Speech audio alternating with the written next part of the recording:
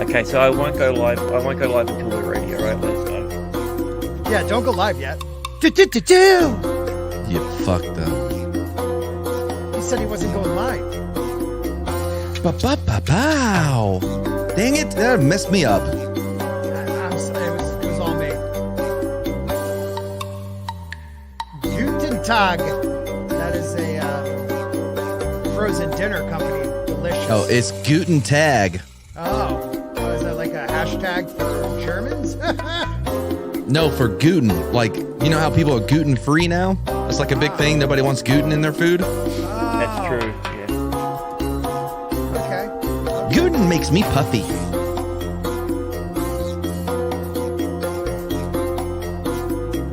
Ba-doo-ba-doo. That was good when I felt that. Live gluten free. All I ever wanted, all I ever needed. Oh yeah, Culture. Whenever you're ready to send me all these things that I requested 2 weeks ago.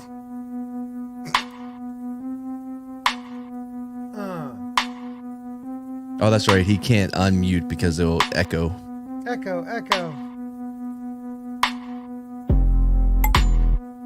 We're here.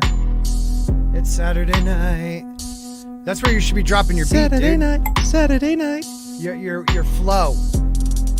Coming out of the trash can. God, that's great. It's fantastic. It will be when I'm done with it. I don't know. Oh, wait a minute. I forgot that I have to turn this off because it's 17 minutes long. What's What's up, everybody? Gucci, my ninja? What are we doing? This is not your show yet. Oh, okay? all right, fine. All right. It's Wednesday, Whatever. not Okay, tonight. yeah. All right, it's Saturday. I get it. Saturday's my show. Welcome, everybody, to The Dump. It's Saturday night. I am exhausted. I've been outside playing t-ball and softball in 100-degree weather. Well, I stood there while they played, but it's still tough. How is everybody doing tonight? Yes. I'm doing It is Gucci. hot. It is hot, out there, Mark. man. Mark, we're in the same area, kinda. It is hot, bro. Yes. How's it where you are? What's the weather? And say hello to Muy the fans. caliente. Man, I'm telling you, bro. I wasn't ready for this. We're supposed to still be in spring, you know what I mean? We skipped But- it. We skipped it Yeah. altogether. What do you Mark. mean you're supposed to be in spring? It's June. Well, see, our It's spring May. starts late, and it's May. It's also May. Well, this is Texas. Our summer started 3 months ago. Jesus, man. Yeah. You guys don't get a winter. That's the thing. Well, yeah, no, they have summer We get and a couple summer days. light. Yeah, we got a Summer couple and days summer of light. winter. Have you ever walked in a winter wonderland, man? What, in Texas? Yeah. Yeah, you- yeah, once, and it was, oh man, what was I, like 7 or 8 years ago? Hey, Soul Assassin, when we get that big snow, he'll remember. Just leave it up to Soul Assassin to save just you on waiting that on one. him. Yeah. What do you mean by like big snow? Like we got a quarter of an inch. No, probably 2, maybe even 3. Oh my God! Did it shut down the state? Average Texas somewhere. All right, what am I doing, Grant? Oh, Don't y'all let me probably touch had all that types anymore. of pileups off of 3 inches of snow. Oh yeah, dude. Like Yeah. there was wrecks everywhere. I had to work because I was. Oh man, I had to work like another 5-6 hours that morning because day shift couldn't get there because of all the ice and stuff on the road. Jeez. Yeah. Oh man, you want to talk about somebody that was pissed? Make me get out my car when it's cold. See what happens.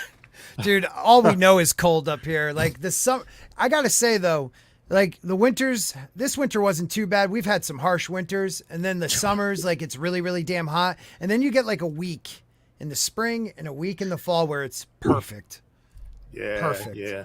like a perfect day. Okay.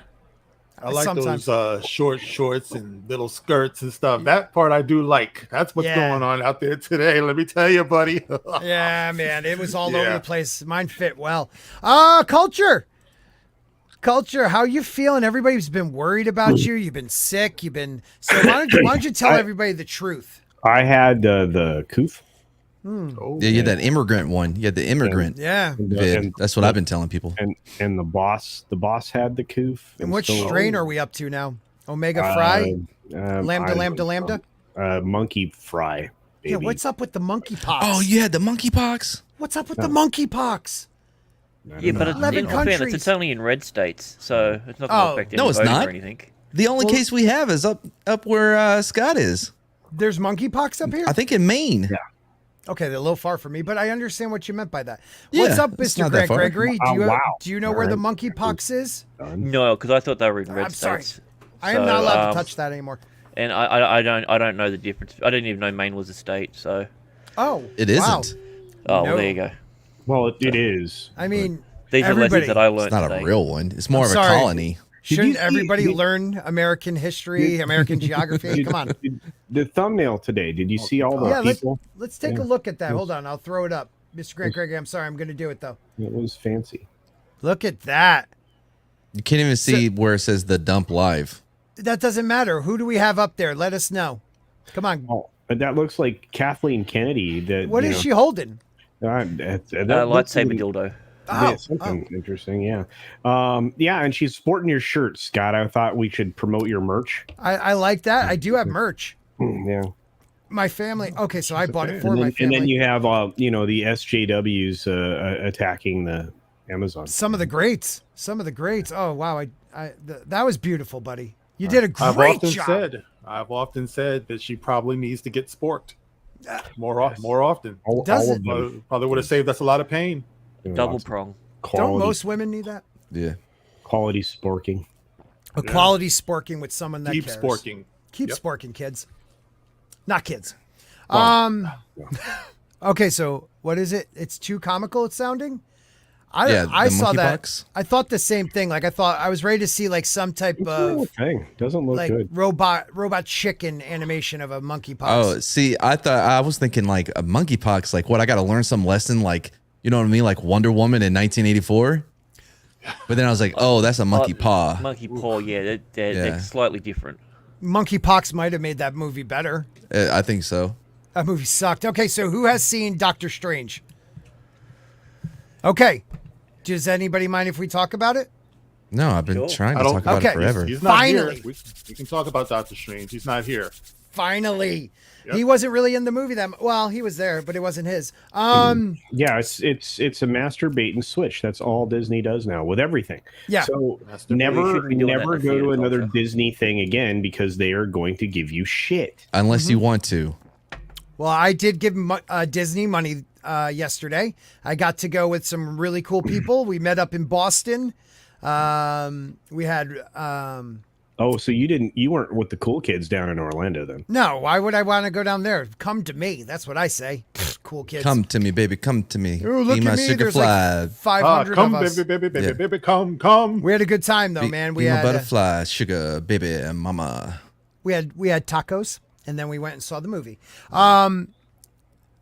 Okay, let's get into this goddamn movie. I know we're 2 weeks late or 3 weeks late. It doesn't matter. This movie there was parts. Okay, I have to say the girl who played America Chavez, I actually liked the Yeah, actress. she wasn't annoying. She wasn't annoying, man. But the character's terrible. Okay. Yeah, I mean, she's like. I mean, she didn't has- do anything. Like, even when she was not her there, fault. she was just in the back scene, like the back. You know what I mean? It's like I will never attack the actor or actress unless they suck, right? Mm-hmm. I mean, if they do a good job, what are you going to say? They did what they could with whatever they were presented or offered, whatever was written, or directed, and that's all well and fine. I can still talk about the characterization of the character from the comics through the films. I don't even have to see this film. Everything I was told, this film was exactly the piece of shit that it has been. What did you It think? helps Mark? if you've seen I it. think- Mark, what did you I think think? America Chavez, with regard to her, I think Yeah. she did exactly what she was supposed to do, which was introduce her two mothers into the Yep. MCU.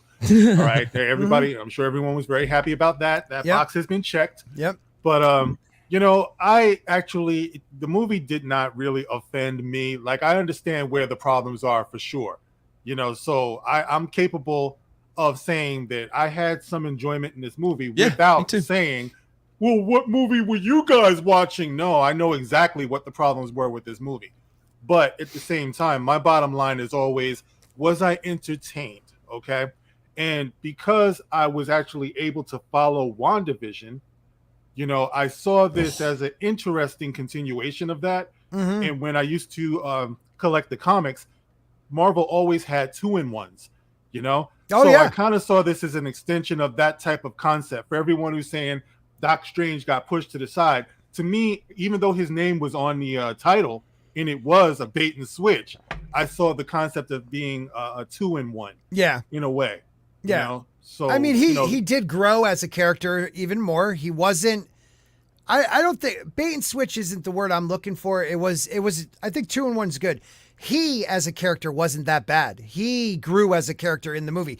America Chavez, she wasn't already being able to just like, I learned my power. It took a lot It came for on. her to No, it control came on pretty It freaking did. quick. at the end, but man, she'd been through a Like, lot how- up how'd you- until how- that. Where'd she learn all the hand signs from? No. From within.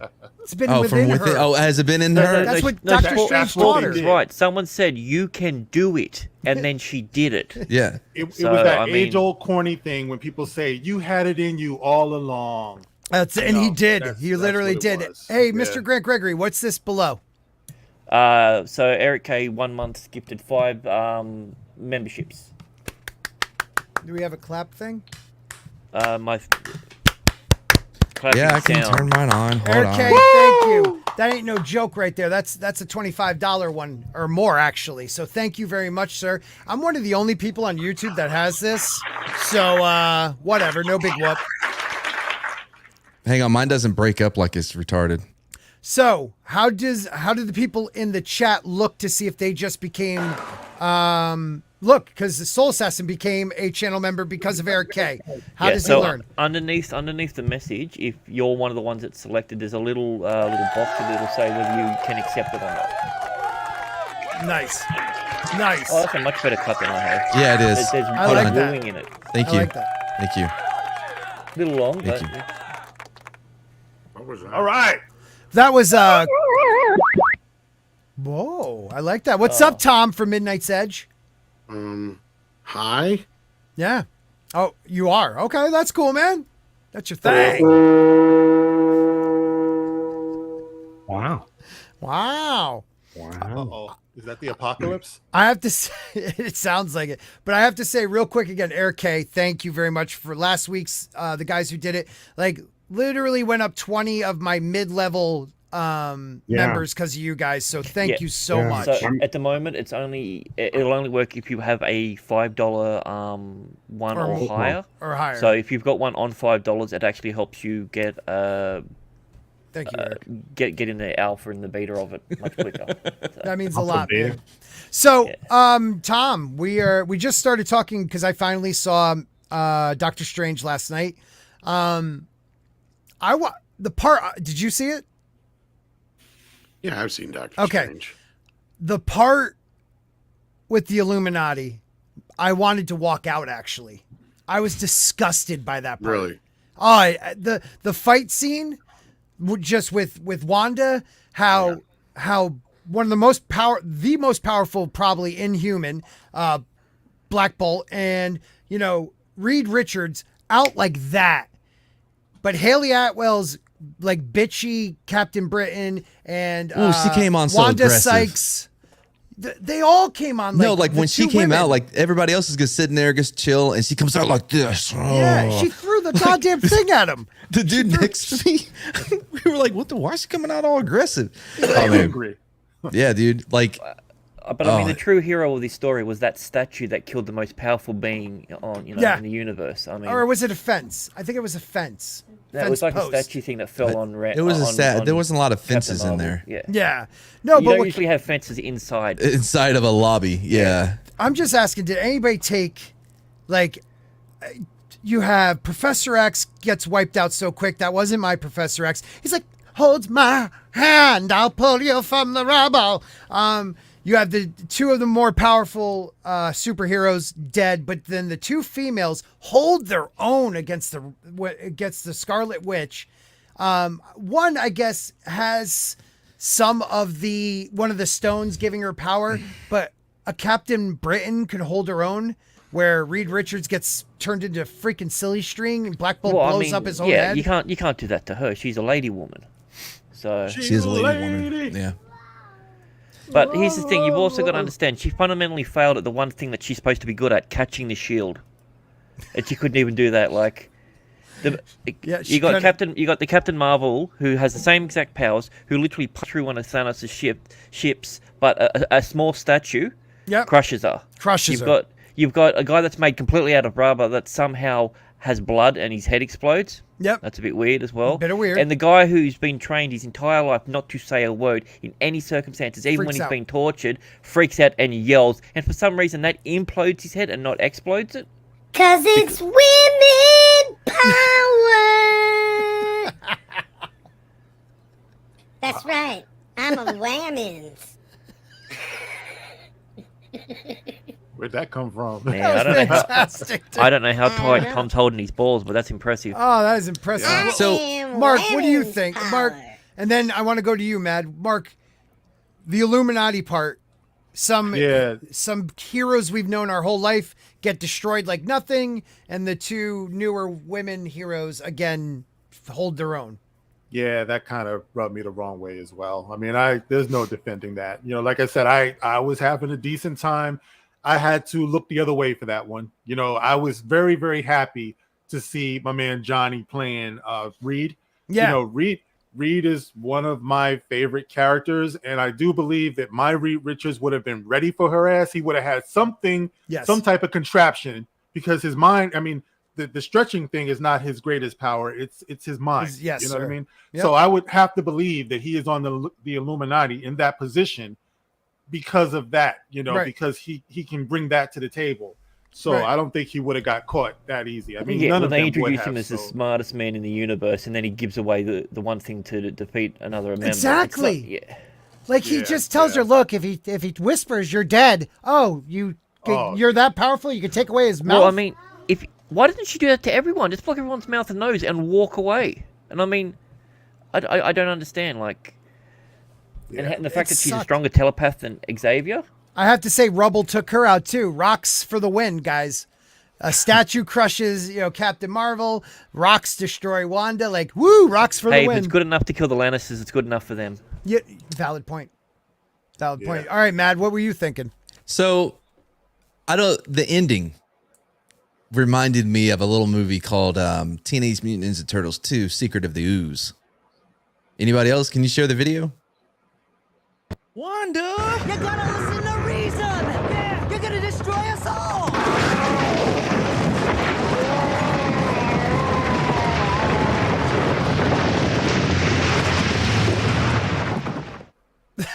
Was that not exactly how this freaking movie ended? That was pretty Yo, close. they did it in the Yeah. Secret of the Now Ooze. show the scene from Secret of the Ooze. That was. Sorry, you got me. Pimp Raid. I want to compare. Thank you, Pimp. I was so proud of that. I Yeah, made that. the minute they do a Pimp Raid, the sex box show up. Right. Coincidence? Coinky dink, eh? I don't know. Yeah. I also found the weirdest thing is that they constantly spent the entire movie shitting on Defender Strange when, in his last efforts, he saved her life. He saved the entire multiverse right. by not allowing her to get captured, and they do nothing but shit on him the entire film. Right. It He makes- did it what makes he zero thought was sense. right with his last, granted that was his last act, but right before that where he thought he had no other choice but to take her power. Yeah. And even Illuminati Strange, after everything was done, he sat there and gave up his life. It wasn't like he was trying to and then you got what's the doctor's name? The chick I can never remember. Christina or something. Christina, yeah. Every single time something's happening, all she does is stop the movie just to berate him for no reason. Yep. She doesn't even know this guy. The only one who came out was Professor X, where he was like, some people stumble, but I want to believe they can get back up. He used the same line he used in Days of Future Present or whatever that one, when he was talking to himself. Yeah. Sometimes Well, we stumble, but we get back up. Why don't you get back up then? Yeah, but he was talking to, Strange, he made a decision in, I don't know, a very stressful moment, and he was going to take the young girl power. And at the very end of the movie, she was like, I understand finally now, after I shat on Defender Strange the whole movie. But no one believed anybody else how powerful the Scarlet Witch was. Even though they already saw the Darkhold, the Illuminati, they could not, they just wanted to deal with Strange because he's the biggest threat, even though Wanda's walking through universes to get to them. I think she's kind of a bigger deal. All right, put him in his little wrist locks and throw him into a fucking cell and take care of her. Makes zero sense. And the Cape also, who's sentient and from that universe, didn't get locked up either. Right. By the Was way- able to, just to fly around. By the way, the after the Illuminati thing, when they're running and it's like a scary movie like Carrie, and she's like, even though like I don't know she could fly, but now she has to like, crip walk all the way to them. Slowly with her little injured leg, even though she can fly.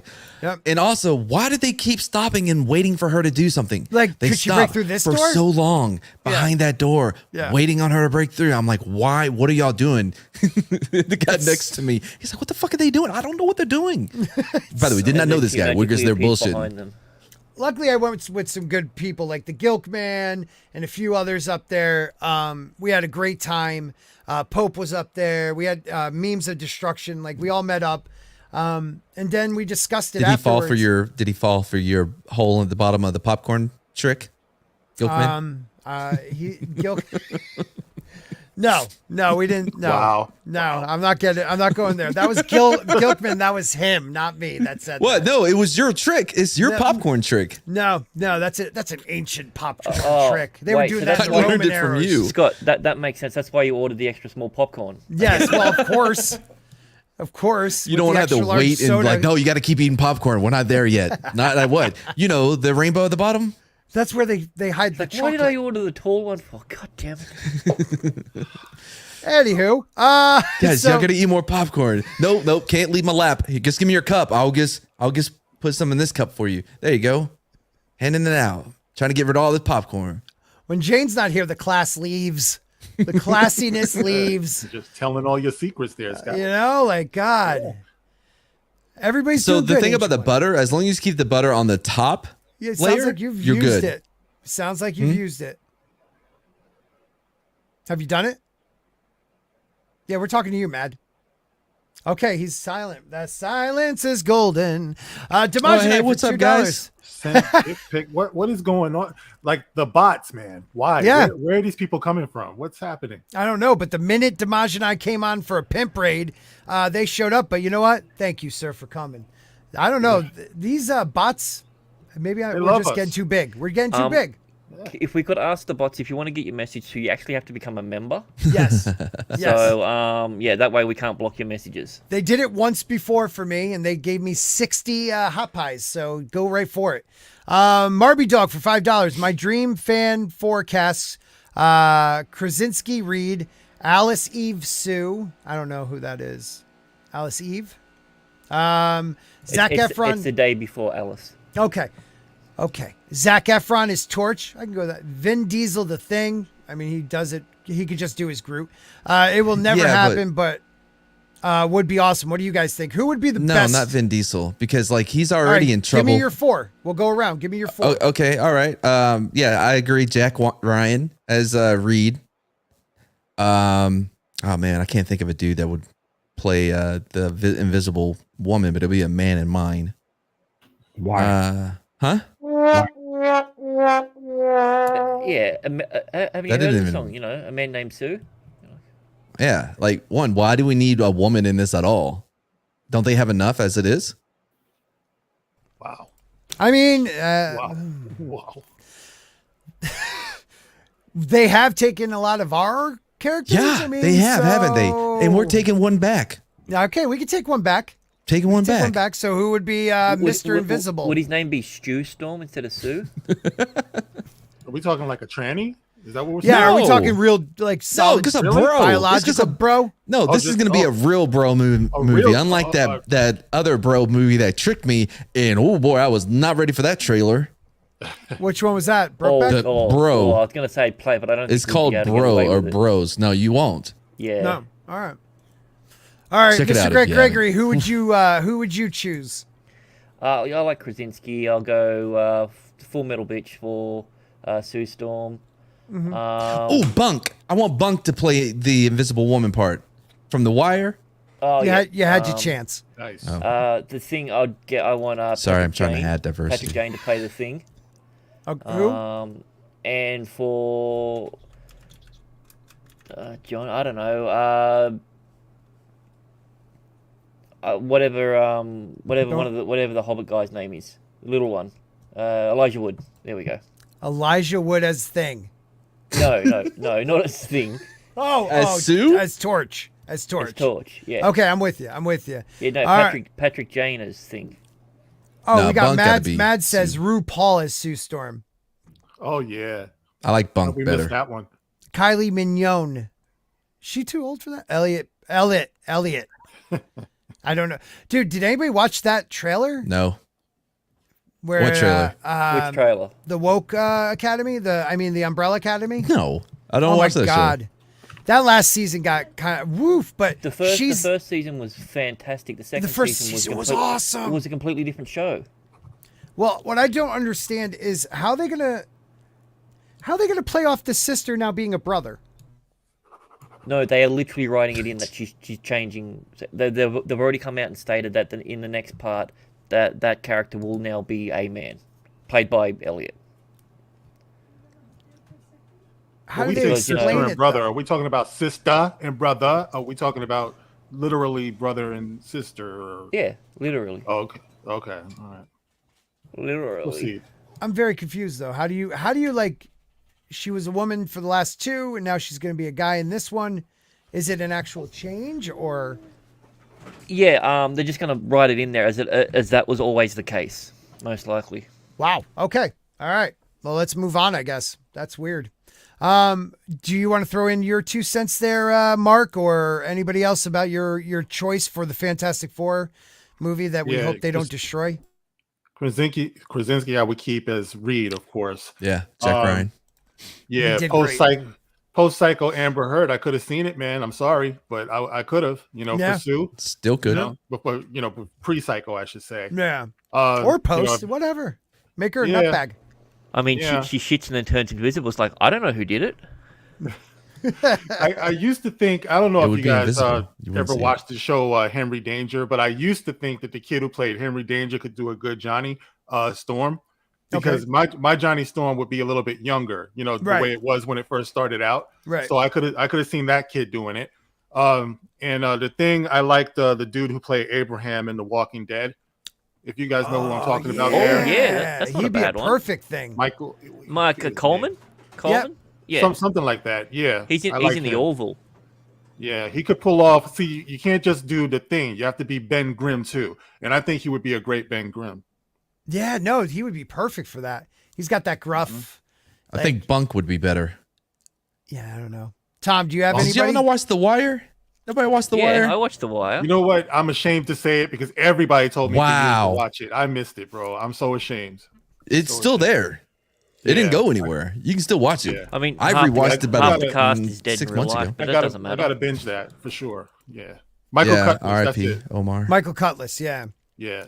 Toxic Man Flu for $10. I hear Tom Cruise is producing a new film with gender swaps called Tu Wong Fu. Thanks for everything, machismo. Everyone is very impressed by how you can take an old joke like you're gay and make it relevant and fresh. Yeah. How do you do that without moving your lips? I know, he's like a ventriloquist. I love Melissa Toxic Man. McCarthy. As the thing? Yes, Okay. Are you in like a toilet bowl or something? I am the toilet bowl. Wow, that's deep. Oh, well, I've got a celebrity that would love to meet you. That's deep. Whoa. Okay. She doesn't make it to the toilet bowl though. No, not at all. Amber. Dude, but though, if she was the Invisible Woman, those invisible turds would be the best prank to do on anyone because you'd have no idea what's going on. Okay. So let's what would you do would you keep I think most people would feel fine with The Office, John Krasinski being I don't think he's gonna be in it. I mean, No, I don't I know. think the only reason he was in Doctor Strange is just as a fan gimme, Yeah. right? That's He's messed gonna up, be. I've already been hearing rumors about some gender swapping and some other things going on with the Fantastic Four. And like, what are your choices as far as gender swapping, right? Right. I mean, is it going to be the Storm sisters or is it going to be, Ben Grimm? And that's why I joked about Melissa McCarthy. Oh my You watch. God. Can you imagine that? Yeah. The Thing having That's going to babes? leave a mark. Oh, I would be highly, highly. Sorry. What were you saying, Mark? That's some scary shit, man. Right? That's a freaky Damn. move. Yeah. Now, I'm just saying that was my first comic that I ever collected, bro. I would hate that if they did that. I want to see, like, to me, the ultimate Fantastic Four, believe it or not, was the 60s cartoon. I love the 60s cartoon. Right. I love the voices, you know, Paul Frees was the thing. And, Yep. you know, that was great, man. Dr. Yeah. Doom. I mean, it was crappy animation, but But it was that's for the my times, FF. man. Have Come you on. seen the '94 movie? It's pretty good. It is really good. Yeah, for sure. Yeah, but a lot of people say it's better than the others. So, I mean, that newest one they came out with was Take that, kid garbage. story. I believe Soul Assassin has it all figured out What does he say? on the casting. I can't highlight. I have no power. Cece as Mr. Fantastic, Mr. Grant Gregory as the Invisible Australian, Matt as the Human Torch, Tom as the Thing, and Mark as Silver Surfer. And I'm just chopped liver. Wait, you're not even in there. That's sad. I'm chopped liver. It's cool. You would have to be the Watcher. I'll be the one. There you go. There you go. Oh, Silver Surfer, played by another black guy. God. I can't surf either. Taking, That's great. taking away silver jobs. Oh, man. Silver lives matter, man. They do. Well, Kathleen Kennedy's probably going to be doing some stuff too. So she sucks. I don't know if any of you guys know that. She sucks. She's destroyed our childhood. She has destroyed the original trilogy. She has done a lot to divide the fandom. And now she has the balls to say it's vital Lucasfilm moves away from the Skywalker saga, will stop recasting legacy characters. Okay, well, the first thing I don't have an issue with, because Yep. that basically means we're not going anywhere near the They sequels gave up? ever again. But Yeah. how can you say that though when they have all their stuff is in that era right now? Well, they're revamping everything, right? Like we've heard from Jay that they're moving in a bunch of Baby Yoda and Mandalorian stuff into the whatchamacallit at Disney. Right. And as far as the recasting thing, well, I'll laugh at her and Ewan McGregor as far as that goes. But Strong disagree with that. yeah, Not with what the comment. What Like, was I the don't know comment? if you've ever played Star Wars The Old Republic, but that sure as shit felt like Star Wars to me. Yeah, without the Skywalkers, it's not Star Wars. Man, them saying they're moving away from the Skywalker saga after all the shit they've done is like saying we're going to move away from roadkill after you hit that squirrel Right. on the side of the road. There's not much left of it now. You already did the damage. Yeah, yeah. It's like Oh, I leaving thought the you were scene of talking the about the crime. classic Patrick Swayze film. That was Roadhouse. Roadhouse. Oh, never mind. Roadhouse. well, yeah, I don't know if this You're is right. coming. Is this the newer interview, or is this the one that's coming from the Vanity Fair articles? Plural. No, I believe this is from the Hollywood Reporter. This one Yeah, I was know, written by. Okay, I don't know if she's pulling from those, but we'll find That's what out. I was asking, because there's 4 of those puff pieces. Okay. And in all 4 of those puff Oh, pieces, there's some Vanity, right. revisionist history like you wouldn't believe. Oh well, we're gonna Yep. find out then. Yeah, I don't know if you guys listened to our video from this morning or not, but yeah. No, so what was the change? Oh, she is changing history like you wouldn't believe. Like, not only that, like you've got situation where was Mangold part of Boba Fett or wasn't he? We've got 2 different stories there. Okay. You know, her version of events, she's basically passing the buck on to everybody else. And in those interviews, in the different articles, they split it up differently to where you don't exactly have all the context. But yeah, she's pretty much telling everybody that it's not her fault in so many words. It's everybody else's, of course. Well, we'll see what she says here. As one of the first ideas that came up when the company was sold, Kennedy took Solo to screenwriter Larry Kasdan, whom she has known forever, and both genuinely believed at the time it was a good idea. But the decision to do an origin story for one of the franchise's most beloved characters ultimately ended up being a learning moment, and one that ultimately saw Donald Glover as a younger Lando Calrissian receive a lion's share of the Solo focus film's praise. Some people have talked about how well This is her saying this? Yeah, I believe that. Yeah, it is. So this is Kennedy. Some people have talked about how, well, maybe Solo should have been a TV show, but even doing Solo as a TV show without Harrison Ford as Han Solo, it's the same thing. Kennedy reflects. Yo, for real though, like how does he always know when we start talking about Star Wars? By who popped in? Was it Rhino? Rhino? He's always He knows. He senses it. He uses the Force. Yeah. Well, and So- here's the thing: you could have recast it. Anthony Ingruber's everybody wanted anyway. Doesn't matter. The script Yeah. was shit. Yeah. The script was garbage. Even those who were like, "Oh, it's not that bad of a movie," my response to them is "fuck you." It was two Because it different is. movies. It's a horrible fucking movie, and if you want to take this as a movie and say, "Oh, this isn't as bad," then like you really have no idea what you're saying, because this is a horrible fucking movie. He got his name from being alone. He has the same fucking character arc he has in New Hope. I mean, it's redonkulous, and you can change the actor, but that's not going to change the shitty movie. Yeah. But I don't agree with her, and you can't recast these characters, and that's why I said I laugh at her and Ewan McGregor, right. because clearly you can if you do it right. And do a great job at it. Yeah, the problem wasn't even so much Alden Ehrenreich; it was just the fact that it was a shit movie.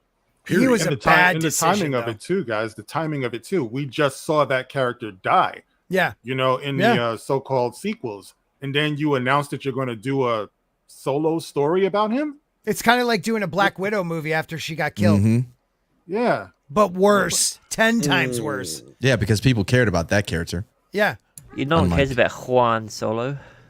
Well, look, I love this part. She wants to throw this in here. Maybe I should have recognized this before. We would never make an Indiana Jones without Harrison Ford. Having just finished the 5th movie, I could tell you there wasn't a day I wasn't on set where it wasn't like, yes, this is Indiana Jones, where he hands off the mantle to a female archaeologist.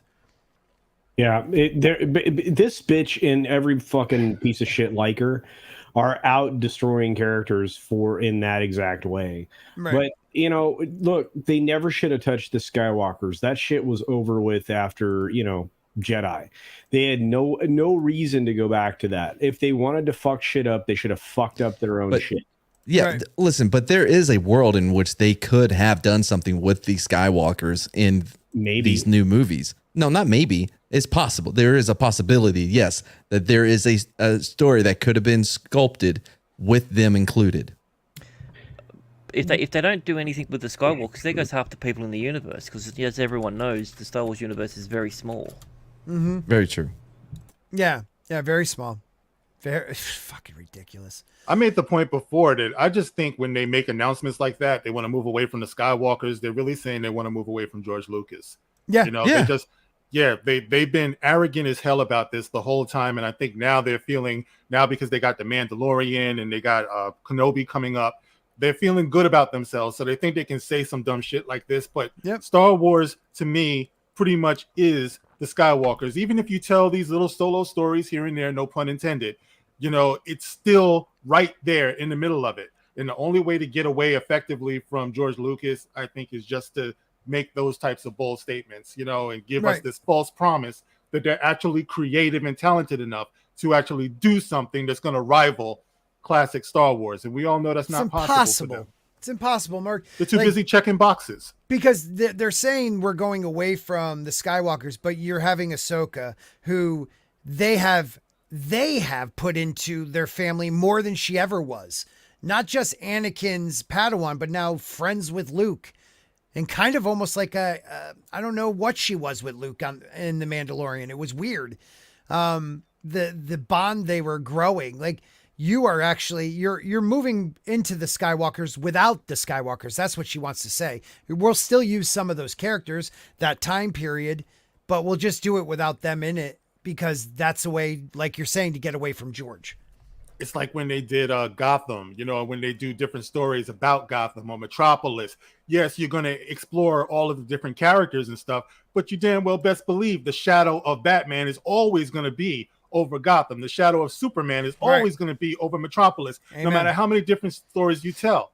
What kind of asshole is just going to say, okay, we're moving away from Superman, but we're going to tell stories in that universe? Right. It's not going to work, Nope. and this is your president who's doing this. Like, and all she's good for is after the fact saying, well, maybe we should have thought about that. God forbid they listen to the fans, right? We're just nuisances.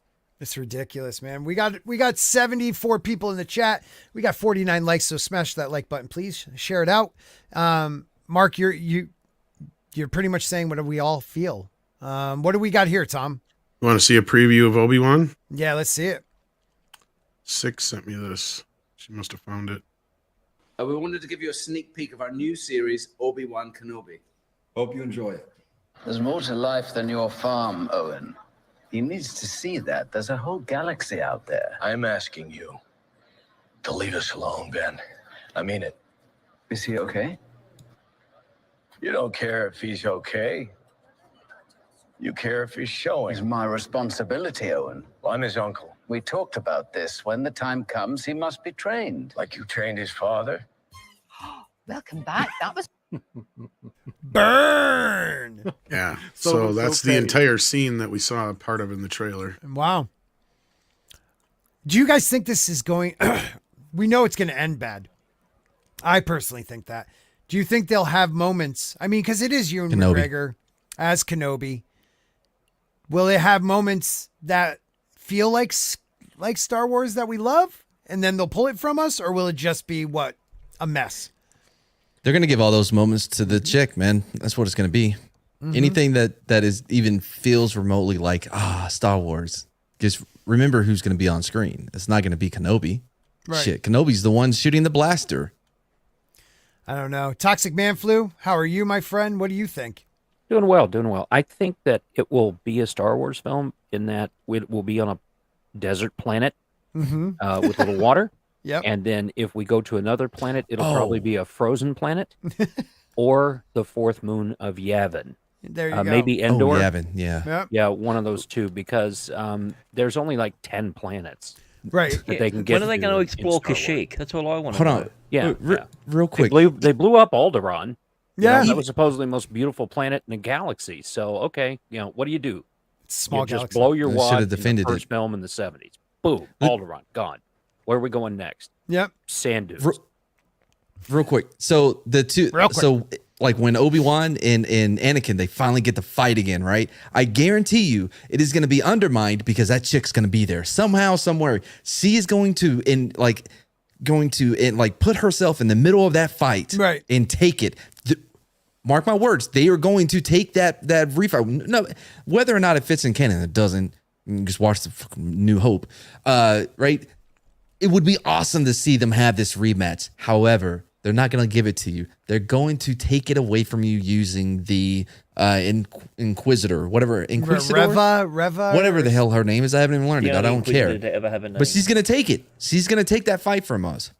Yeah. Raging, Either where that or are you? they're Get going in here. To, bring in Yoda. I mean, Yoda's still alive at this time, right? Yeah.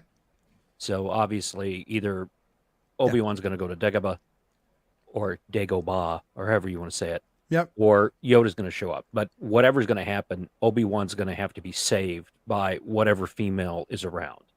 Well, we heard the leaks, right? The leaks Yeah. were Force is female. she goes back and she tells Darth Vader that Obi-Wan, she killed, Obi-Wan, and it's over to protect Luke, and Vader loses his shit and kills her. So she remembers her teachings and turns back. I fucking knew it. I predicted that was going to be the ending of the show. That's the leak.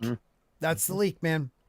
All right, so Wait, hold on. To a We'll watermelon. get the supers, and then Wait, we'll- hold on. What happens with her? So the leak is she has a chance to defeat Obi-Wan and kill Luke. Actually, no. She has a chance to kill Luke and Owen and the aunt. Yeah. Because Obi-Wan for some reason isn't there to protect them. Oh, and no. she remembers, her teachings of a Jedi. Fuck off. Something she's fighting through the whole show, and she doesn't kill them. And when she goes back to Vader's underground water layer, she tells him that Obi-Wan was murdered, and that was all it was. She killed him, and Vader loses it because he doesn't believe her because he couldn't kill her or kill him. So if he couldn't kill Obi-Wan, how could she? And he ends up killing her. So she takes. I don't know if he ends up killing her. That feels like a stretch. Yeah, dude, she for gives these her people. life. I mean, it was in one of the games. They're kind of pulling that from one of the other, Inquisitors that defended, the character. All right, let's read these super chats real quick and then see what you guys feel about that. I was supposed to kill him, not you. No. That sounds about right. That was the end. And scene. Toxic Man flew for $5. Listen, transphobe, you do not have to be a homosexual to be a I wouldn't say that last word. Well, I wouldn't say that last word. That'll get me? Yeah, Okay. that's why I'm talking over you. Okay. He's just trying to teach us. Thank you, Toxic. Mr. Tickle Trunk for Canadian $5. So is Paige then playing herself as himself, transitioning from herself? Can a trans man play a woman? Is Paige as she then, but not if? I hate this. I'm still confused by that umbrella company thing. Makes perfect sense to me. now Like that he they're words just it that way. pretending. Well, Grant, you said it. They're pretending that the 2 seasons before she was always a man. That was one of the articles that I read that it's just going to be like a retroactive sort of thing, like because there's some sort of time travel involved. They come back and then now she's Well, they're like Elliot. in a warped. Yeah, it's a warped timeline. So they'll come back and then, but everyone won't remember the fact that Elliot was Ellen before that. So wow, that's apparently how something like that. Except that they were already Elliot there, Page's though. character is fully aware of what happened. Well, but the thing is they were there already at the end of last season, and she was she, not he. So, Yeah, I think it's something to do with when they get warped back or something or other. Okay. They'll find a very convoluted way of doing it. It's the Umbrella Academy. If they can warp something into existence, they will. Okay, I'll take it. Whatever. I don't care. They ruined that show after the second season, so 3 will suck. Let's get back to Kathleen and see the magic words she's telling us. Kenny went on to say that the studio has not taken this approach with all of its classic Skywalker saga characters. We also can't go do something with Luke Skywalker that isn't Mark Hamill. We're not going to suddenly go try to do that. Okay, that I don't agree with that. If you get the right character, like we're talking about with Ewan McGregor, like everybody talked about, the Winter Soldier. What's his Sebastian name? Stan. Yeah. Playing a younger Luke Skywalker. I don't know if I would have a problem with that if it was a well done movie, if it was well written. Of course not. Right. Somebody did make the point. What if we had a CGI Obi-Wan? If they had that technology to do that and pull it off, Right. we would have been cheated of, the brilliance that was Ewan McGregor's performance. Right. So, once again, how do you get to be president and not have the vision to know that this is actually doable? You can find some capable, good, credible actors who could pick this up. And I dare say that it's inevitable. We don't think that this is ever going to happen. Of course it is. I just don't get it. Yeah, once again, just showing her incompetence. Yeah. Raging, get in here if you can, man. I want to hear your take on it for 45 minutes. This pivot in how the studio sees building out on the Star Wars universe was vital to the franchise going forward, she says, and it will impact whether fans see more chapters, you know what I'm trying to say, focused on the Skywalker saga. All right, so she says, just staying within the construct of George. Here it is. This is what you're talking about, Mark. Just staying within the construct of George's storytelling to keep chipping away at that, I think would be wrong. It's our job to step away now, but still have a connection to the mythology that George created. That won't stop, but we are moving on from the Skywalker saga. That's what's taking a lot of time, discussion, and thought right now. So Holy it's crap. You called it, man. Yeah, that's exactly what she's saying there. As if George's storytelling didn't open up a vast universe. You know what I mean? But, they want to keep on acting like George Lucas's time, everything there is just contained. It's finite. It's a thing that belongs in the past. Right. The man gave you like story ideas. You had a whole EU. There's no excuse for this. Right. There's just none, except that they just want to say that it's their Star Wars. There's a whole lot of deep-seated hate in that woman for the people she worked for. She really hates George Lucas. It's obvious. She hasn't listened to a thing he said. Right? It's like she's been seething. I don't think she's been planning any of this. I think she's been seething behind the scenes, probably had all of her ideas shut down because, well, either they were crap or they were misogynist, whatever. I wasn't there. but she probably got everything shot down, felt like all she was doing was bringing the coffee. And then when she got the chance to be in charge and George finally, she's out from underneath him, she guts him. Because that's what she's done to Star Wars, right? She's caught Star Wars as a largemouth bass, and she has taken a knife and gutted it, right? And there's nothing left. Obi-Wan's going to be a shit show. Everything has been a shit show since they came out and since she took over.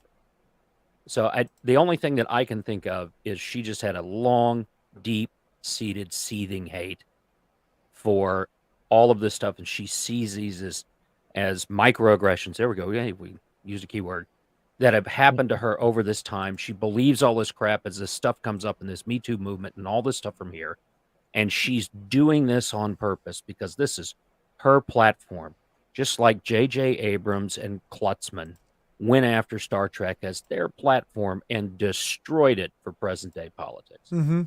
And, it's sad. It's horrifying because how much money have they lost by not producing good Star Wars? Billions. I saw the first Star Wars 12 times in theaters, right? And that was in the first month. Right. And you do a good story, people are going to go watch it. There's a reason why people are watching 1888 and they're watching the other Yellowstone and they're watching some of these shows. I mean, Mad tells us, well, he's gone. We made Mad disappear. Yeah. But he tells us about shows that he's watching all the time that are really good. I've seen a couple that here recently that I thought were pretty good. Nothing mainstream. I watched some stuff on Dust. That's a YouTube sci-fi channel. And they have some real good hard science fiction there. So there's good stuff out there. Yeah. But Kathleen, what if instead of getting the Mara Jade, Luke got the baby Yoda? nice.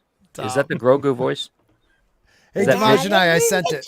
Midnight's Grogu? It's not a very good Kathleen Kennedy voice. No. You tried. Oh, I got a Kathleen Kennedy tried. voice for you. I got one for you. Hold on. Everybody remembers this.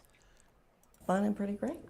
And what do you see your role as creative consultant? What does that mean? I just said that I would back her up and I would be there if and especially helping with the script and making sure the script sort of, there's a lot of blank spots in the story treatment that hopefully we can fill in. And I think the incredible thing about George is, this is not like a series of books like Harry Potter where you've already got a template of what the stories might be. These are original stories and original ideas that come out of a world that essentially is in George's head. So the beauty of the collaboration. You're sitting here thinking, there's a bunch of artists who have already written these stories out, bitch. Right. Yeah. Look how I know people are like, you're not a body language expert, but look how she leans away from him. Like she could be as far as she can get away from him. Like, and look at him. He just looks like he's looking at her like he already knows shit ain't gonna Well, back go it right. up a second there, because when she's saying that shit, he's like, "Are you fucking kidding me?" Yeah. Template of what the stories might be. Right. These are original stories and original ideas that come out of a world that essentially is in George's head. So the beauty of the collaboration that can continue is as we work our way through these scripts, if we're And they sitting collaborated saying, on I wonder nothing. if this character can do that, or does this make sense within the rules of Star Wars? We don't That have he's books the and keeper of the comic flame. books. Oh, it's so wrong. She is so. She knew Just from on the a start. base level of the sheer numbers of extended universe material that they have, it's nothing like Harry Potter. It's way bigger. There's way more stuff to pull from. And as First of Ryan all, says, yeah, Harry Potter is an original idea as well. So what you talking about? She's talking when she should be, first of all, shutting up and servicing Steven Spielberg somewhere. You know what I mean? It's like she's clearly forgetting what her role and position has always been. Right. The man was talking. You know, if you're talking to the creator of all of this, why do you find yourself talking? Because she wants to addressing cut his George ass Lucas. off. She wants to cut his ass off. There he is. Someone who wanted to say a little something about it. The pimp himself, DiMaggio. All right, DiMaggio, how you doing, brother?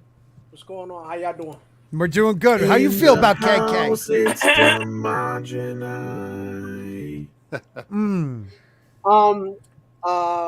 How should I say this as possible?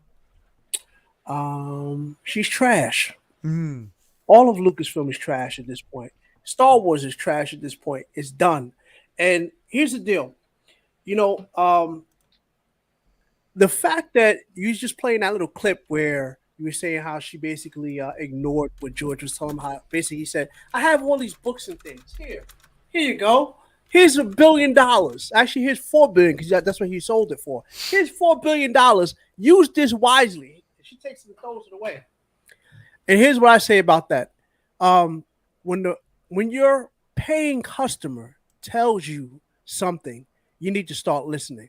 Because at the end of the day, and I want everybody who's listening right now, whenever somebody calls you or these people in Lucasfilm say, hey, you know, you guys are nothing but toxic fans or whatever like that, whatever, blah, blah, blah. You know, we're telling you what's wrong and you're not listening. I want you to remind them, we made you rich. If there's none of us, you don't have a job. You better listen to what the F we tell you or you're going to lose. And guess what? This Kenobi show is going to be trash. I guarantee you it will be trash. I don't doubt it, man. I don't doubt it. Simple. Mean, we could go. There's a part in this where you see her hatred for him. I swear. Oh, yeah. I want to play it on because he starts talking and you see her eyes staring him down. And it's vicious. I don't know if this is the part of it because I thought it might have been in part 1, but comes to that. It's the same thing with the first 3 films. That's all my job is to be the keeper of the flame. You know, it's really exciting because I think there's a whole generation of filmmakers that have been inspired by George and Star Wars. Jealous. And they're absolutely thrilled, excited, and daunted at the prospect of possibly being able to step in and carry the mantle of making these movies. And I think that's exciting too, is that those new filmmakers coming into this franchise and being able to take all the incredible ideas and characters and places that we can go within this universe offer incredible opportunities. What are you looking for in a enthusiasm? Obviously, you know. She ain't looking for shit. I know somebody who's looking for something. Raging Rhino. How you doing? How do you feel about it, buddy? What up, Rhino? Well, okay. What retarded Kathleen Kennedy actually is. So, in that clip you just played, right? She talks about how Star Wars isn't like Harry Potter because Star Wars was essentially created in George's head, right? It was Harry Potter. Well, exactly. Harry Potter was created the same way in someone's fucking head. It's so, like, she's so fucking stupid. And you were talking about, like, the Obi-Wan Kenobi show just before as well, and that's where this obviously all came from. But, like, okay, people can say that this is a nitpick all they fucking want. But Obi-Wan's going to hear his name, right? Luke is going to see a lightsaber. Leia is going to need to be rescued by Obi-Wan. I don't know why Bail Organa isn't going to the Emperor himself and going, my daughter he's supposed to be pretending to be on the side of the Emperor, right? Mm-hmm. Like, why isn't he going through the thing and going, my daughter's being kidnapped? Why is it then coming to Obi-Wan having to rescue her, apparently? Spoilers if you haven't heard them. Maybe you should just say Martha. It's fucking retarded. Why'd you say that name? Yeah. Where's that name? This woman, and like I truly believe that The Mandalorian was another Force Awakens moment for a lot of people. They haven't changed a damn thing. They get you with the nostalgia feels and that, you know, the thing that took off for Mando was the Luke Skywalker moment. And I've mentioned, you take the music, that symphony style music, the Luke Skywalker theme out of that scene, Mm-hmm. it's garbage. Garbage. Those droids just literally stand there waiting to be fucking stabbed. And anyway, it's just nothing's changed since this sequel trilogy with these creators. If anything, it's gotten worse. And now they're about to prove it even more so. Their lack of understanding of Star Wars, this universe, the characters, with Obi-Wan Kenobi. They're about to prove it again. And Deborah Chow is supposed to be the one in control of this. You know, the apprentice to Dave Filoni. Right. Who's the apprentice to George Lucas. Right? Like, okay. Keep telling yourself that. I don't even know this to is what say she anymore. says. Well, this is what she says about Deborah Chow. Right here, she says, the beauty of Obi-Wan Kenobi is Ewan McGregor desperately wanted to do this. I doubt that. He has been so engaged in the entire process, and our excitement and reason for doing this is that the real Obi-Wan wanted to tell this story. We got excited by the idea that Ewan McGregor wanted to come back. Hayden Christensen wanted to come back.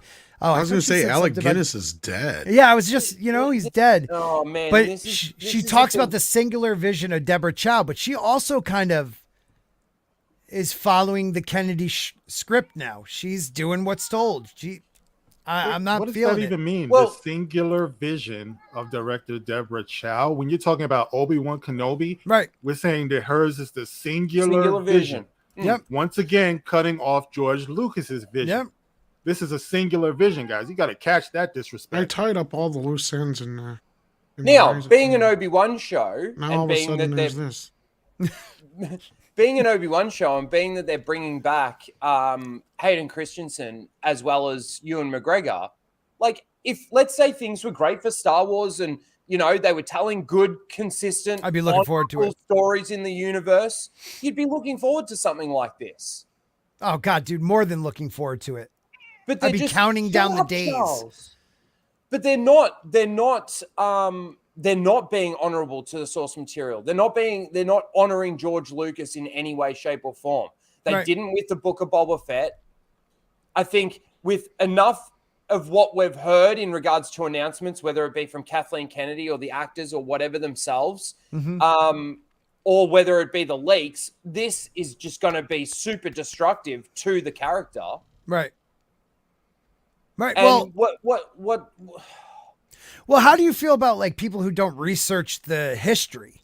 There are some.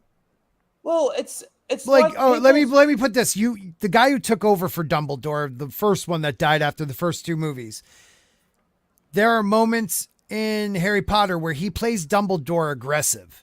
Dumbledore is rarely ever aggressive, never to Harry. Did you put your name in the chalice, Harry? That's it. He jacks him up and screams at him. He would never do that. He would never do that. It's because he didn't research the role. Well, you got somebody in Kenobi, Rupert Friend, or whatever, how you want to pronounce his last name. He admits, God, I hate this mouse. He admits, Obi-Wan actor admits he deliberately did not see the animated interpretation of the Grand Inquisitor to prepare for the live action role. What does that even mean? I don't know. I was distracted by Colin Kaepernick becoming a doctor on the side. Oh God. Okay. What this means is that he didn't actually want to see what the character looked like, or they didn't want him to see what the character looked like. So Right. when And he I got saw news what for he you. looked like, I got news for you. Yeah. The Rebels is their effing canon. Yeah. It's their canon. How you not watching your own canon? Come on, man. That is true. You expecting to pay homage to George Lucas? They don't even respect their own fucking. No, don't worry about it. Their own. I knew you had it in you, D. Man. Yes. Let it free, man. Oh my That's God! right. Like Feel the I'm hatred. just telling you right now. Listen, there is a way. I've said this before. I said it on my channel. I'm going to say it for everybody here. There's a way they could have said, "Okay, look, we're not going to touch. We don't want to do any more EU. We don't want to do anything else." Here's how you would have fixed that. All she had to do was say this.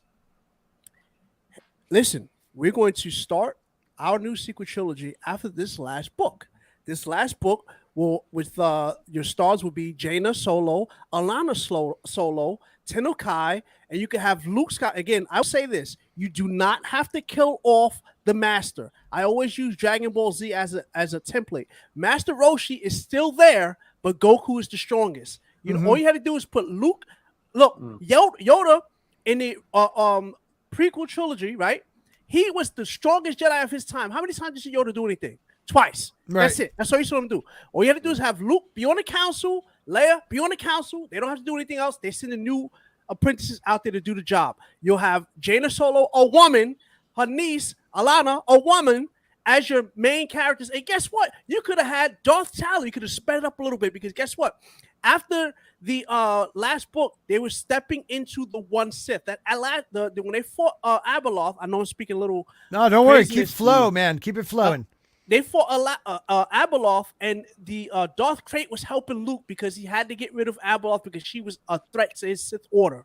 So you could have stepped into the new one Sith. Or So you you're talking, you got powerful women. Yes. You got good story, and you have the original characters. And here's what's even more gangster. Wow, that sounds good to me. Gangster, right? Imagine this: a young Jedi in love with a young Sith. Because guess what?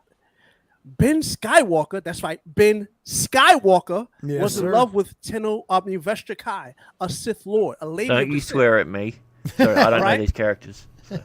All right, so you would have had a great story. I mean, the EU had perfect stories. So all you had to do was, we're going to start this story from here. Boys and girls, if you want to know what happened for the past 30 years, here's all these EU books. And they would have made hand over fist of all those EU books, and they could have started their story from right after that last book. Yeah. And they would have been, and they could have just rolled with it. And I guarantee you. What's that? Sorry, I was just going to say, the crazy thing is that they think that they've decanonized the EU, but they think plucking stuff from the EU is satisfying those EU fans. No, it's and not. Putting those little nuggets of EU into their canon, basically. Listen, what does it worse? What It's making does, it worse. What does Leia Organa have to do with Ben Kenobi? Nothing. Why would And she there name her shouldn't be son anything. Ben Oh, Solo? no, If I was gonna say- anything, he should have been named Bail Solo. Yeah. How about that? Do you, that clip that Tom played earlier, that little scene that we got to see, Yeah. the part where Ben is saying he's got to get out and see the universe, like it's a vast. Why is he saying that? He would actually, Obi-Wan would want him to stay there for as long as possible so that he doesn't have to move around. I didn't and hear him watch say that. What I heard him say, though, is he has to teach him. No, play it He again. said that. Come on, Yeah, I can want to you see bring that. back While up? you're looking for that, I'm going to put up, we had the poll. Will you watch Skywalker? No, 54. Yes, 45, with 53 people voting. So it's split. Mexican Iron Man for $4.99. Kathleen Kennedy and Amber Heard are both liars in front of the cameras. Ain't a lie there, man. You know what else? Just quickly, you know what else I noticed with like all of these trailers and stuff that they're dropping for this Kenobi series? There was one that I played on Casual Rage this week, and it was a minute and a half long, and a minute and 10 seconds of it was literally clips of the prequels and the OT of Obi-Wan Kenobi. It was showing him, I don't know, you've probably all seen it from A New Hope when he was choosing his lightsaber backstage. Obi-Wan was. And then, so they do that for a minute and 10 seconds, and then the last 20 seconds is like the new Obi-Wan Kenobi show that barely even shows him. But like, what my point is that they're throwing so much nostalgia at you. And for a company that's saying that they want to move away from the Skywalker saga, and all they can seem to do is throw Skywalker saga shit in your face. Right. Like. Right. Well, why are you choosing that era? Why are you right around that era unless you want to write over what we have grown to love? Like, you are choosing the era that it's nostalgia for us. That's what you're trying to grab at us. So you're putting it in a time where you could get a Luke Skywalker, you can get a young Leia, you can, grab these characters. And now with Kenobi, you can get a Darth Vader, you can get some of these characters from the cartoons that everybody loved. You're grabbing stuff from your own canon that people actually liked and mixing it with the stuff we liked, and you're turning it into shit. But You're not even doing it. Absolutely. There's nothing wrong though with nostalgia. No, right? not at all. It depends on how you do it. It's like, do you remember when you would watch something like, for example, you watch the prequels, and there's a shot where you see the Millennium Falcon flying into Coruscant, I think it is, right? Yeah. It's a little Easter egg. It's invisible unless you actually really fucking look for it. But it's an Easter egg. That is nostalgia. Right. But you can barely even tell. You can barely even see that it's there. Anyway, hang on. Let's enjoy it. There's more to life than your farm, Owen. He needs to see that. There's a whole galaxy out there. He needs to see that there's a whole galaxy out there. Why is Obi-Wan saying that to Owen? Last thing he would want. When Luke is 10 years old. Yeah, last thing. He needs a table dance. Why is he saying that to him? And then he goes on to say the boy must be trained. This is 10 years after the fact. You mean to tell me... Trained by who? This feels like a conversation that should have taken place weeks into Obi-Wan being on Tatooine. Well, he referenced that though. If you listen a little, that, yes, we've already talked about this. Yes. Yeah. But Obi-Wan should be a lot more patient with this. He should be a lot more calm with this. Right. He should be a lot more content. Understanding too. He's seeing what rushing into things can happen. He actually says that to Luke in the original trilogy. Right. Where he says, well, actually, I'm drawing back, but I know they said that Vader wanted the quick and easy way. And he's almost sounding like his apprentice saying, well, he needs to be trained. Like, he has, like, dude, you know, it has to, you know, Obi-Wan is supposed to be more calm. Like you just said, more more content with the way his mission is supposed to be. Especially after 10 years on Tatooine, he should be a lot more content with what's going on and with himself. Right. And he should just be allowing the Force to guide him.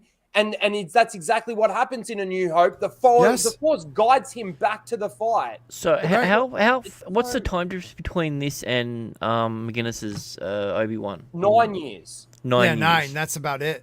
So it's 9 years from this to A New Hope, and it's 10 years after Revenge of the Sith. He must get stuck in some weird time loop where he ages and. It feels like all they're trying to do is they're trying to put connecting tissue between Revenge of the Sith and A New Hope without allowing the time periods that sort of take place between those moments in time. If you know what I'm getting at. When you said that, the fact that, she calls his name or whatever, and I get that point. You said the fact with Luke seeing a lightsaber. But here's the thing that gets me, the thing that annoys me the most, and I'm going to, and Mark, you know what I'm about to say. When last we met, I was yet the learner. Now I'm the master. Me too. Mm-hmm. That bothers me so much. You have to understand. You just said the timeline. It was 10 years. This would be 10 years after Revenge of the Sith. That means he has had 20 years of Force training. How the F is he a learner? Yeah, I was about to say that doesn't make any sense. Someone tried to bring that to me. He's like, well, he could still consider himself the learner. I said he's Darth Vader. He is arrogant. He considers himself he is the master. He will never ever bend his will to think he's less than anyone. You have to understand.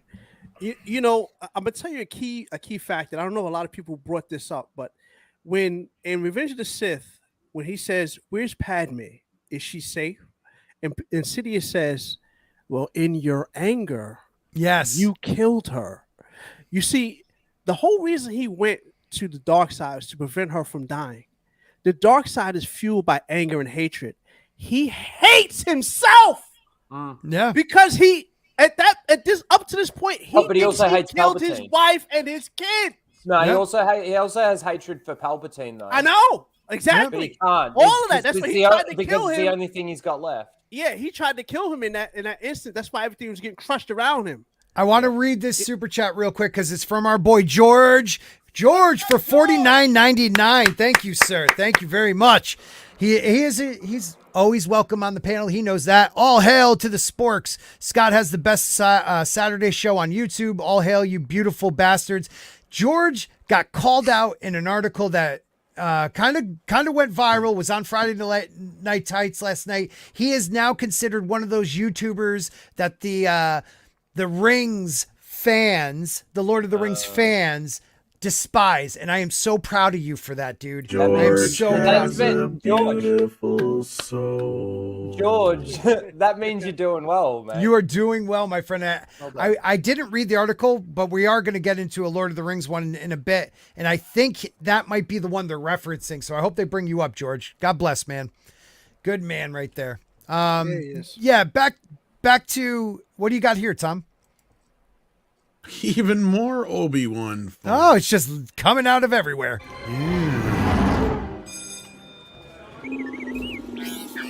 R2-D2, what do you mean you're making friends? Are they even in this show? Oh, they will be with Leia. Yep. Who's that little guy? Nothing to worry about, R2. That's the new droid. That's Leia's toy droid, apparently. Really? Obi-Wan Kenobi, streaming exclusively on Disney Plus, and the new all-electric ID Buzz. Oh, jeez. Yeah, so I actually want to just talk a little bit about Leia, because the plan is basically... Rhino, can I just ask a question real quick? Was that like a real thing, what we just saw? That was a real commercial. Oh, That was from Tom. I didn't hear that. real. That was from Tom, but that's real, yes. That was disgusting, bro. Yeah. You know, I don't want to let that go without just saying that. Yeah. That was Go on. disgusting. Yeah. Sorry. Go on. Yeah. I'm sorry. That's bro. real. No. Absolutely. You're They're gonna absolutely sap right. every bit of anything you have left of love for it shouldn't and it be like a destroy it. sand buggy that they're advertising? Like they're on a desert planet. It would make more sense. You're right. Volkswagen sand buggies. Oh, and real quick, thank you, Darius, for the popcorn, brother. Oh, You that's are right. awesome. Leia. So, again, I'm talking a little bit about the leaks here, so it could be spoilers. But, so their plan basically... Sorry? I say 85% all those leaks are true. Oh, absolutely. Oh, God, the only thing that I go can't look see them them up. doing is killing that Reva chick at the end. Like, why are they going to build up this female character in the Obi-Wan Kenobi show to kill her at the end of it? I just don't see that happening. Well, she doesn't exist after this, so they all got to die. All of them. But Leia coming in. So it's basically rumored to say that Leia is going to get captured to basically lure out Obi-Wan. And like that they're going to have to make it very important on why they're sending 3 Inquisitors to Tatooine in the first place. There's so much that they actually need to explain with what they're showing us. But like Leia, the fact that Obi-Wan's got to go off to help Leia, and Leia is even going to be in this, and there's going to possibly be interaction between Leia and Obi-Wan. I don't for a second, or I think that they are going to have Leia use the Force, like in some way, shape, or form. She's subconsciously going to use the Force in her fear or her anger or something.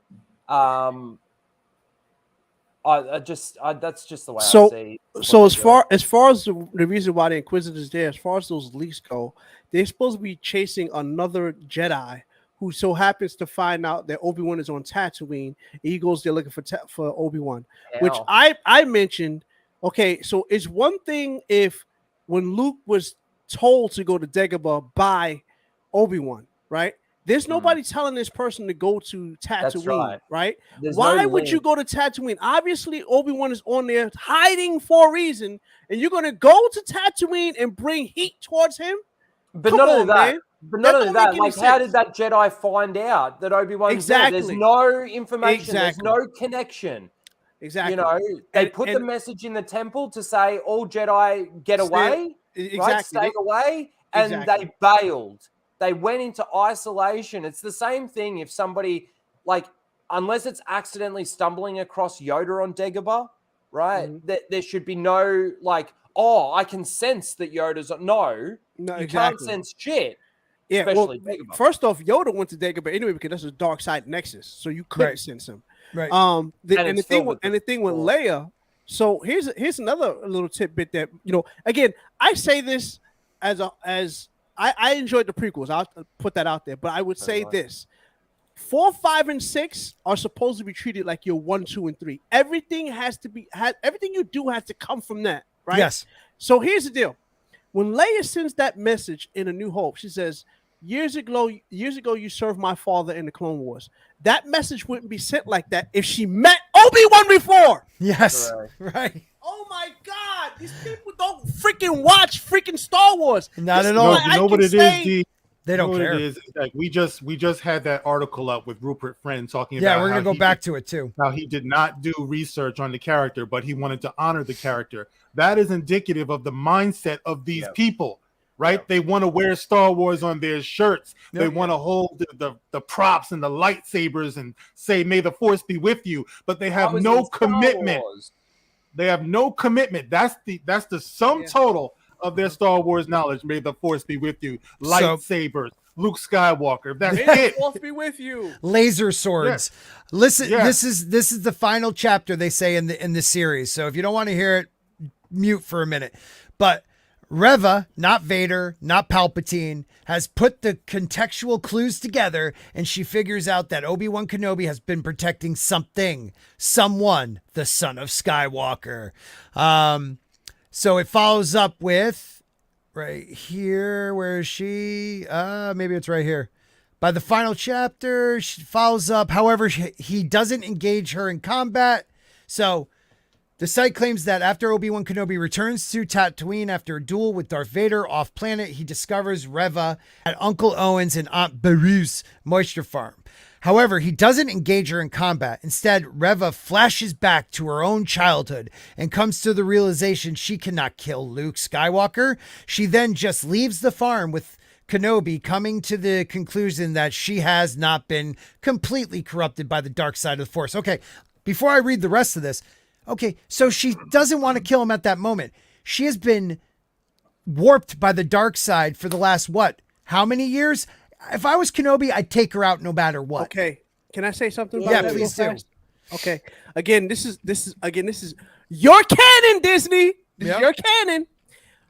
Darth Maul makes his way to Tatooine. In the instant Darth Maul gets there, he realizes you're protecting something, Obi-Wan. You know what Obi-Wan says? Yes, I am. You're dead. Yeah. That's what Done. he did. You're Don't dead. second guess it. Here's the deal. I know it might seem like, oh, well, that's not the Jedi way to kill or somebody like that. Okay, great. Your mission is to protect Luke. That is a Sith Inquisitor. What makes you think she's not going to go and say where he's at? So hang on a second. We're also led to believe that this Reva senses Obi-Wan, right? Goes to the Inquisitor, the Grand Inquisitor, and says, and he doesn't necessarily believe her, but somehow Vader ends up finding out about this because they set up the plan to lure him out by taking Leia, right? Mm-hmm. But if Reva was to report to Vader, let's say directly, and the information that Vader has is that, we've sensed Obi-Wan on Tatooine, being Anakin Skywalker, what would he do? Now, based on my information of of Anakin and Vader, he can't himself set foot on Tatooine, because if he does, too painful. No, it's not necessarily that it's too painful. There's a fear of actually awakening Anakin. Right. Okay. So no, that's wrong. It's because it's sand and it's covered with sand, and sand gets everywhere. And it'll get in all his things. Bits. But hang on, we're led to believe that Vader is that stupid that when he hears that they've sensed Obi-Wan on Tatooine, he wouldn't go right here. He'll pinpoint, go right to this farm. It's the Skywalker farm. Go right there, search that place. Fucking, you'll find Obi-Wan right there. Yes. No, instead of doing right. exactly that simple little fucking thing, we're going to steal Leia Organa, who has nothing to do with fucking Obi-Wan at all.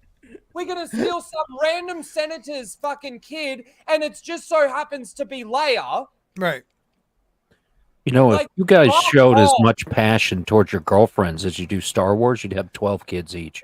Yeah. Oh my God. Listen, I aim towards the floor. I won't be having no kids, my friend. We are led to believe that Vader is that fucking dumb Right. He finds out this information and he sets up this stupid, elaborate plan to kidnap a senator's daughter. And that senator's daughter just conveniently just so happens to be Leia.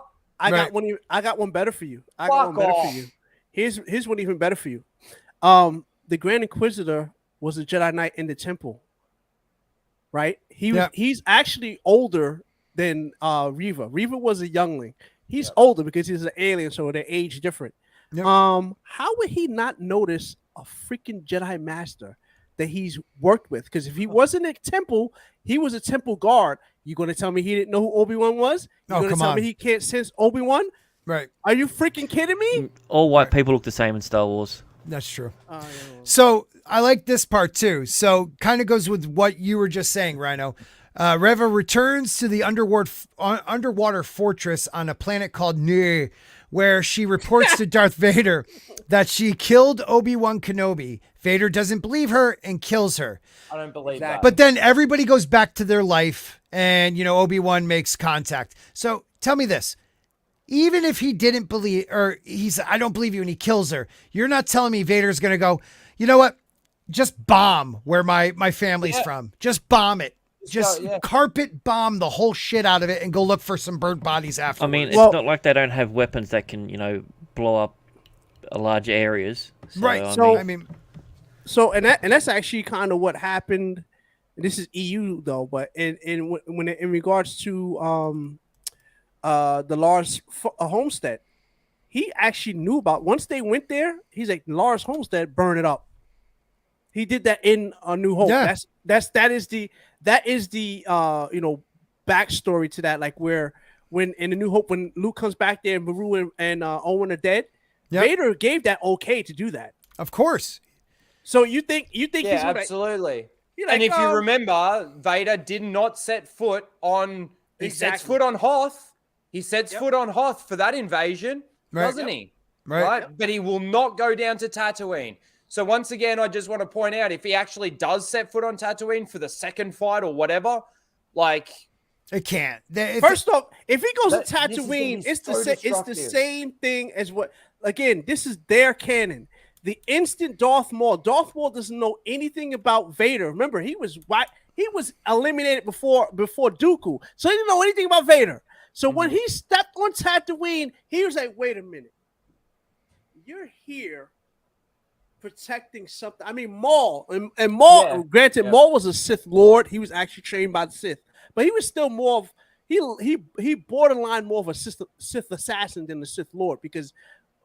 Well, he didn't. But Maul also didn't sense that straight away.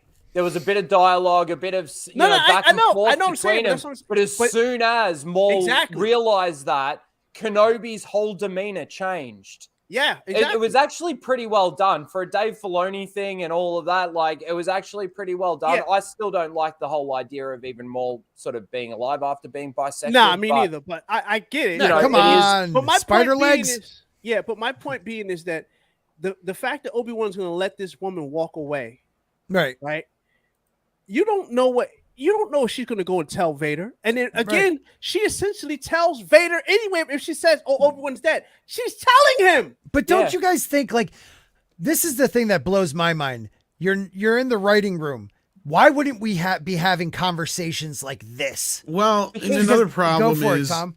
is if this bitch tells him that Obi-Wan's dead, then wouldn't that be a little bit more awkward when they met each other on the Death Star? Well, he doesn't believe her. Wow. And apparently kills her because of her. Then he would have just went and finished the job. That's what I'm saying. Like, if you didn't believe he was still alive, like a fraction. I mean, even the first moment that he finds out that Obi-Wan's still alive and apparently on Tatooine, again, we've got to now believe that Vader is that stupid that he wouldn't just send a whole fucking platoon of fucking stormtroopers directly to the Skywalker farm or the Lars homestead, the Lars farm. Yeah. I mean, he knows. He knows. He does. Fucking knows. So now we got the, I'm just going to do this quote we'll talk about for a second. Then we're going to move on to these awesome Lord of the Rings people. So this actor friend, was asked a question in Entertainment Weekly. Did you go back and watch any of the Star Wars Rebels to sort of see your character in animated form, or did you just want to kind of take it fresh with the live action? And the actor says, I really wanted to honor the character as I saw him. And so I almost deliberately did not see the animated interpretation. Myself, Deborah Chow, Dave Filoni, and all the guys really wanted to do something fresh that honored and was faithful to the spirit of the character without doing a kind of impression of anybody else interpretation. So Makes stupid. That's the stupidest thing I ever heard. That's Dave Filoni's creation. He didn't want to do his own creation. You don't want to. But you hear the words here, you guys. You hear the words. He said he wanted to. First, he said, "I wanted to honor the character as I see him." Like yes. As I see him. How do you honor a character as you see him? When you've never seen him. How do you do that when you've never seen him? Right. It's what are you ridiculous. basing it on? As I see him. Come on, bro. That is so disrespectful. I hate the way they have his makeup, because he has more of a narrower head. Right. Look at this. And then you look at the round head they put this dude in. Look, he looks like a melon head. I mean, they couldn't have picked an actor who had more of a fat head just to begin with. This species was also in Revenge of the Sith. Yeah. And again, all of them have that long fucking head. Yep. They're so... It looks ridiculous. like a creature from the first season of Babylon 5 before the CGI really got going. Yeah, it looks really bad. It looks It's really like bad. I was saying in my video. I want to play Jesus, but I'm not going to read the Bible. I want to honor Jesus as I see him. Right. Yeah.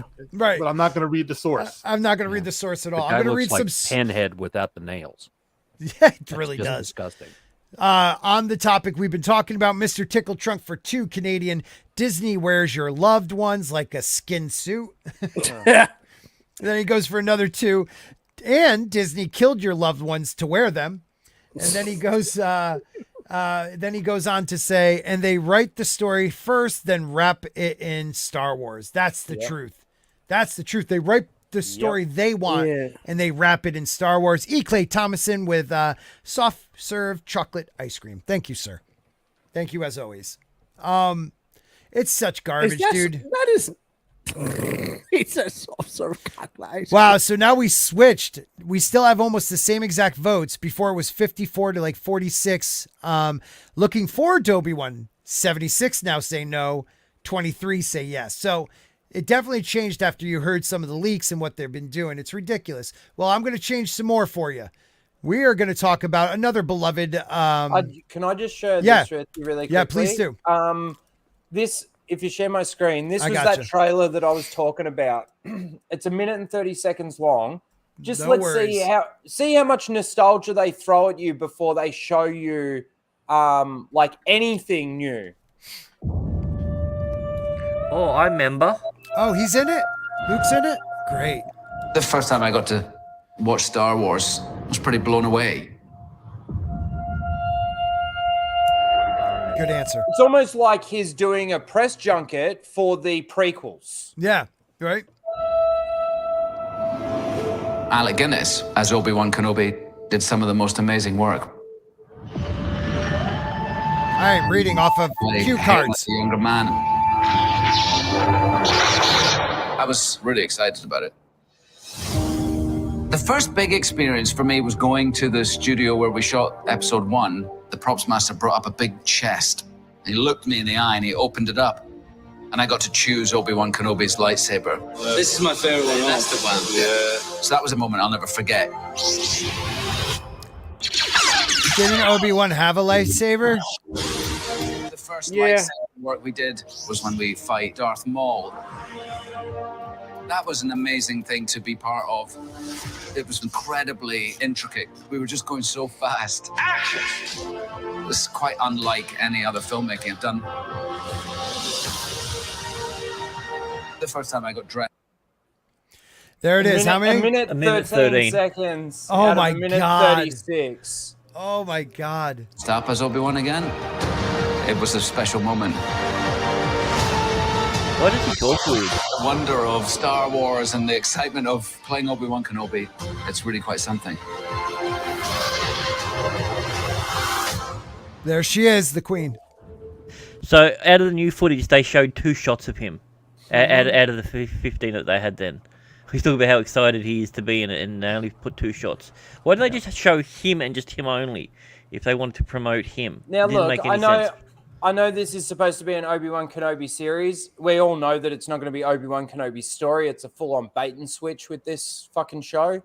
But They don't do that. No one does that. I would expect them to do a little bit of like nostalgia stuff, but like again, the commercials, the ads, the trailers these days for anything really they don't know how to tell you what the show is about without showing you what the show is about, if that makes sense. Right. Whereas trailers way back when used to get you all excited. It's like this is a you might think it's a thriller of some kind to be fair, like most of the prequels, the trailers were better than the movie. Yeah, that's true. Hey, Scott, can you highlight Mark Lloyd's comment here? Yeah, right here. Not trying to poop on him or anything. No, I hear you on that though. All right, so what do you? So from the Star Wars New Hope, Obi-Wan says he's more machine now than man. How does he know that? Obi-Wan must have seen Anakin Skywalker as Vader between 3 and 4. What do you say, Mark? I can. Okay, I got the answer for that. Everyone, take a breath. Hold on. You all get a chance. You all get a chance. Ladies and gentlemen, we have DeMach and I. Yeah, I'm throwing it to him because D. I know and then he's Rhino he's ready can wipe for this it up. one. Wait, before you do that, do I it, just gotta put up something just to make sure that we know. All right, we're good. All right, go. Oh, let's give him his walk of fame. The reason he knows Vader is more machine than man because he sees him in A New Hope. That discussion he has with Luke is in Return of the Jedi, which is after he saw him in A New Hope. He also knows who Darth Vader is because George, whether it be corny or not, did show in Revenge of the Sith him being dubbed Darth Vader. So if you don't think for instance that the enforcer, because to the galaxy, Darth Vader is an enforcer of the Empire named Darth Vader walking around in the galaxy. And by the way, Obi-Wan is in hiding. He needs to keep tabs on the people he's hiding from. You think he doesn't know Darth Vader is still alive? Mm-hmm. Oh, can I add to it? Yep.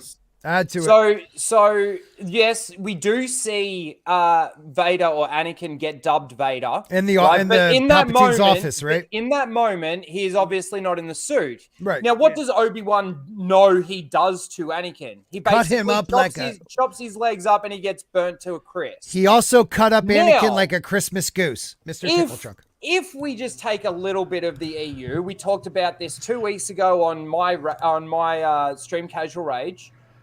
In the Obi-Wan Kenobi not the Obi-Wan Kenobi novel, the Lord of the Sith book, the Revenge of the Sith trilogy. It's The Rise of Darth Vader.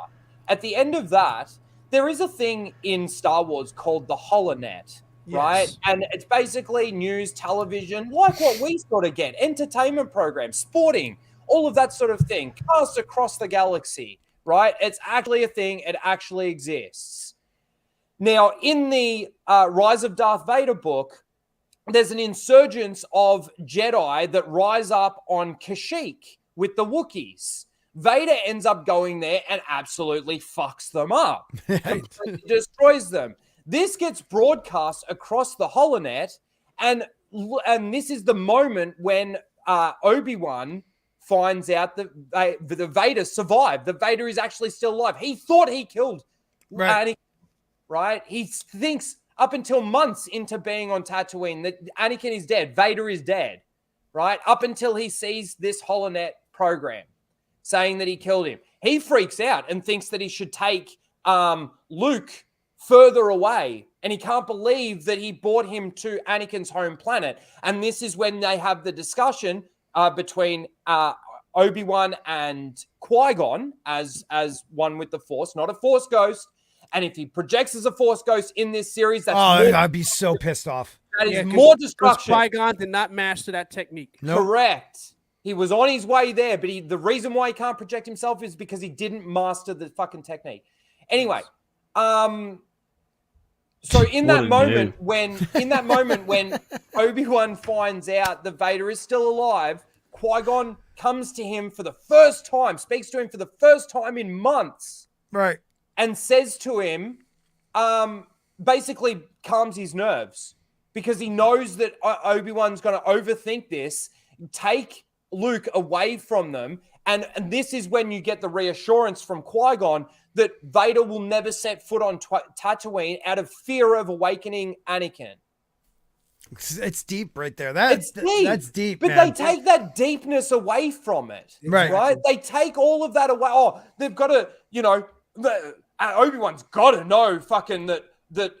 Why do they, he can hear that Vader is still out there and he knows what he fucking did to him on Mustafar. So put 2 and 2 together. If he's still alive and he fucked him up that hard and he got burnt on the shores of Mustafar and fucking Obi-Wan saw that shit, you would think he's more machine right than man, surely. Then and then on top of that, we take everything just you wanna just go off said the and then assumption. tack that onto everything else.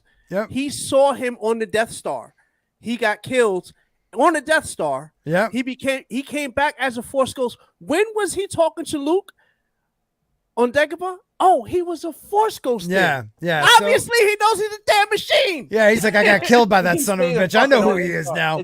The people, this is the thing, Demogeni, is people try and use the dialogue. It's kind of like with stormtroopers being fucking piss poor shots, right? Which they're They not. can't They're shoot not for supposed to shit, be. right? It's absolute bullshit. Yeah. Right? Because if you actually have a look at the evidence, you've got Obi-Wan saying only Imperial stormtroopers can be that precise Right. to Luke on Tatooine.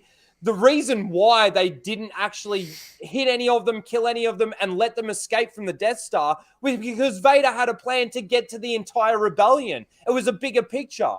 Yep. Right. Right? And I put a tracking thing, and even Leia references it. The only reason why we got away so easily was because they they're let us tracking the leave. ship. No, well, I mean, Vader should have It's just just- used the tracking fobs. And now they've canonized because of fucking the Mandalorian, the fucking lets all the fans just suck the dick of Disney, Yeah. right? That series, right? Canonize that shit. And that's also too why I hate fucking May the 4th be with you being Star Wars Day. I didn't mind it being a meme. I didn't mind it being a thing. But how do you make as it soon as Star Wars Disney Day? fucking hijack it and say that it's Star Wars Day. Yeah. Let's just disrespect it some more. Yep. Fuck They made off. it theirs, dude. I did not like that shit when they did that on the Mandalorian when they were missing a clean shot. Oh, that's That pissed me such off. fucking Oh, the bullshit. whole They're joke fucking about five- it? Yeah. Yeah, They're 5 that feet away pissed me from a off. fucking can. I Yeah. could hit that fucking pissin'. All right, we're moving on to the Lord of the Rings because the OneRing.net just keeps attacking fans. Yeah, they're another one. They're fans, right? They are fans. You know, they're not people that, I don't know, get trips places and, get to stay in Europe for a couple days with, the producers and the showrunners. These type of fans are going to tell you exactly what's going to happen in these shows. They're not going to talk bad about how this show's going to be. They're going to be the ones that tell you the truth. Not people like us, not people like George or Nerdrotic or Tom and Midnight's Edge. They're not going to tell you the truth. It's the people that get paid that are going to tell you the truth. Yeah, Right? the ones that get paid. Man, of course. There's no ulterior motive to that at all. Not at all. Come Yep. Now this is going back to the 13th. This was the one where they're critical of Rings of Power as fans as toxic because we're fighting against it. You have issues with them not following canon. Once again, we're all about canon. Like you think, okay, so you buy token. I'm not even going to read this crap because it just brings up the topic I want to talk about. You buy a franchise, you buy somebody's work like Token. You say you're a massive fan, you're the biggest fan in the world, and then you go ahead and change it. How are you a fan if you then think you could do better than what the master already did? Well, see, this is what doesn't make any sense to me, right? Is these studios buy these IPs and then they get rid of half of it? Like, what did you buy it for? What did you buy then? Like, Right. what? It's kind of the same thing with Star Wars, right? It cost them $4 billion. and then they get rid of the majority of the material. The movies are good, yeah, right, but the majority of the material, the majority of the lore was expanded on over decades. Remember, Rhino, and then they just get rid of that. So what did you buy it for then? Right, when the where you Rash just- of Skywalker came out, they had it all over the media. The end of the Skywalker saga. This is nothing new. Remember, that movie was supposed to be the end of it all. But what do we end up seeing on Disney Plus? We got resurrected Luke Skywalker. You know what I mean? Right. It's like we're getting Kenobi. You know, all of these Boba Fett. That's what these people do because all they want is the name. Right. All they want is that name on the T-shirt just to bring those. But you know, nostalgia.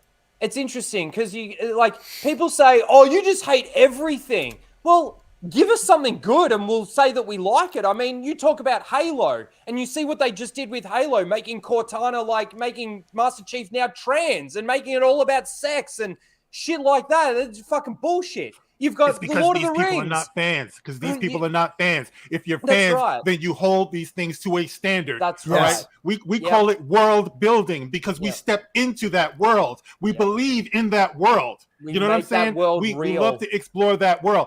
Just to have these people turn around and say that world doesn't exist. We can change all of these rules because it belongs to us.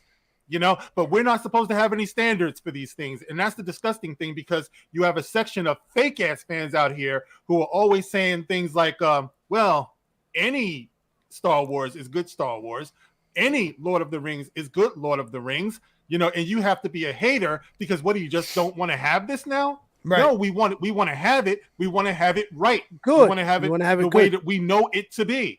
At least honoring it. Like, you know, it's kind of like with the Lord of the Rings trilogy, right?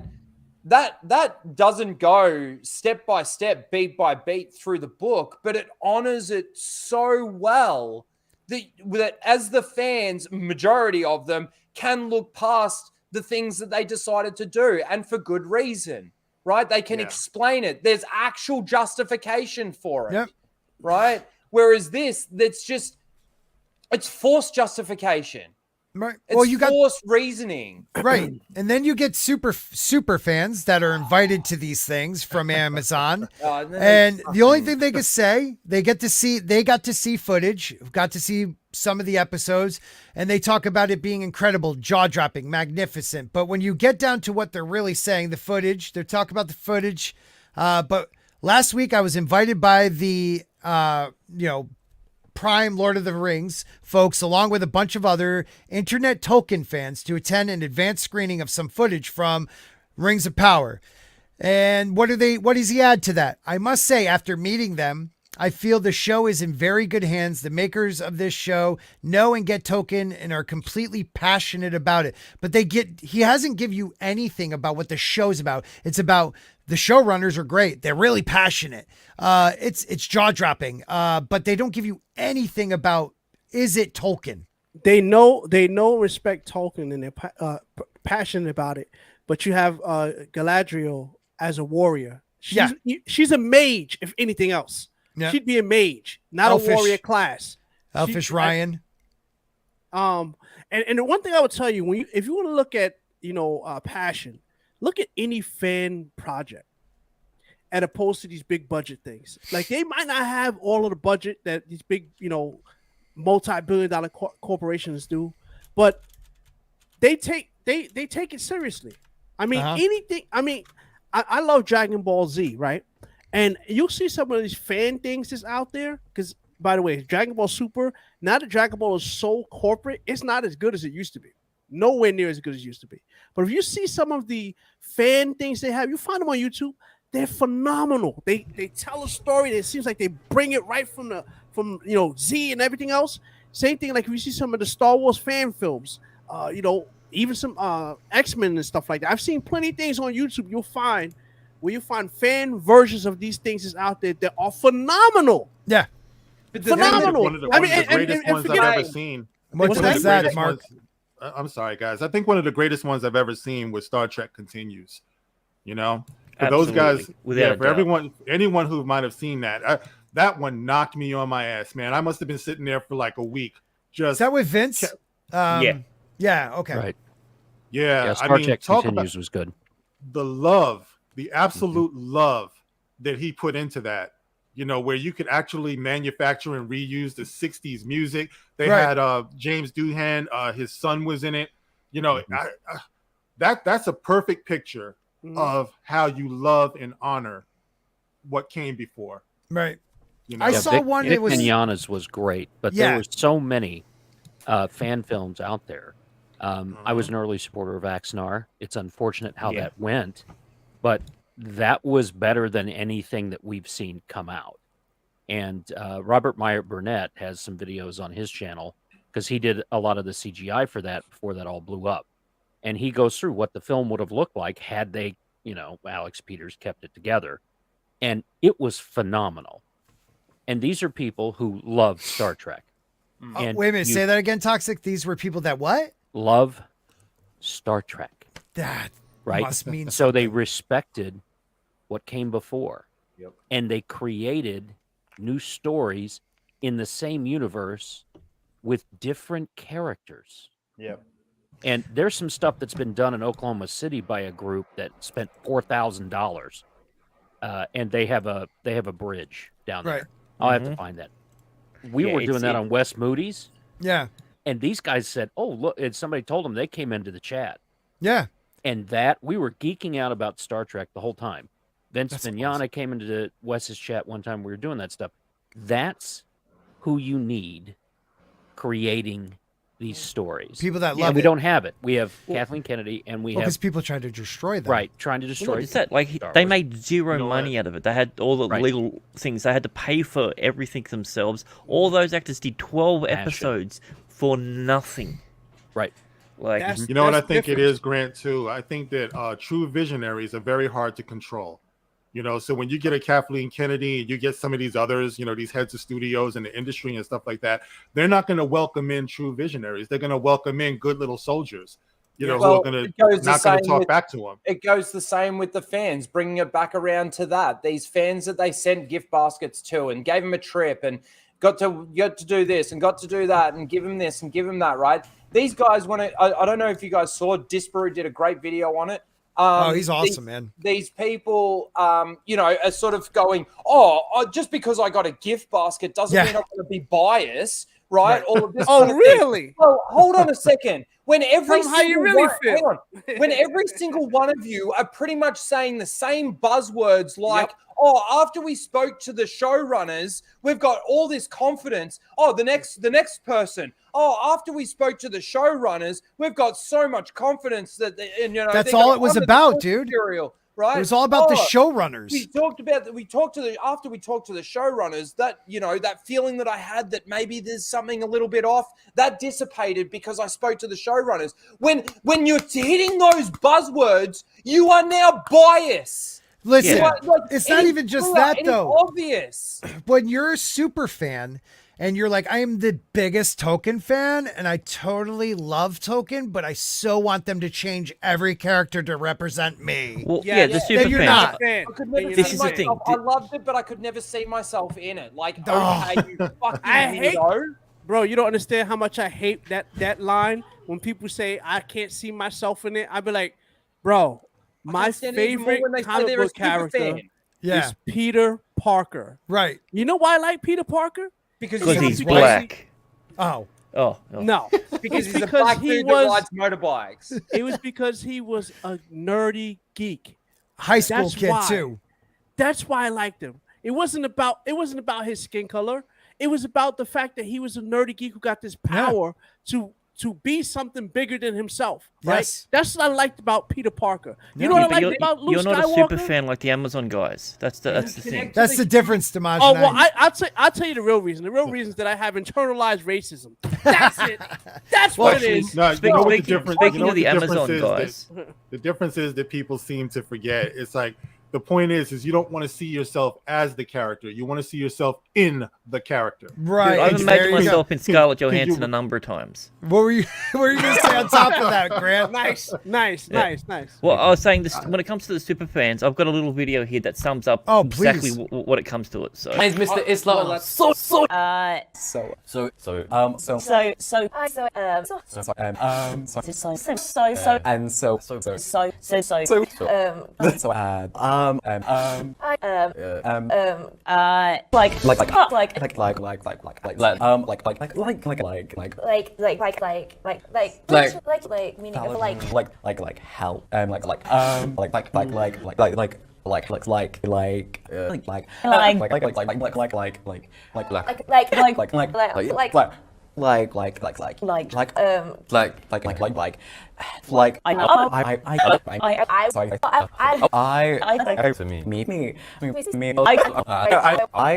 Representative, inclusive, diversity,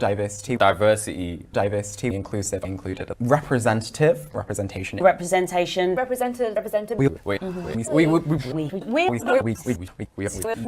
Okay, cut.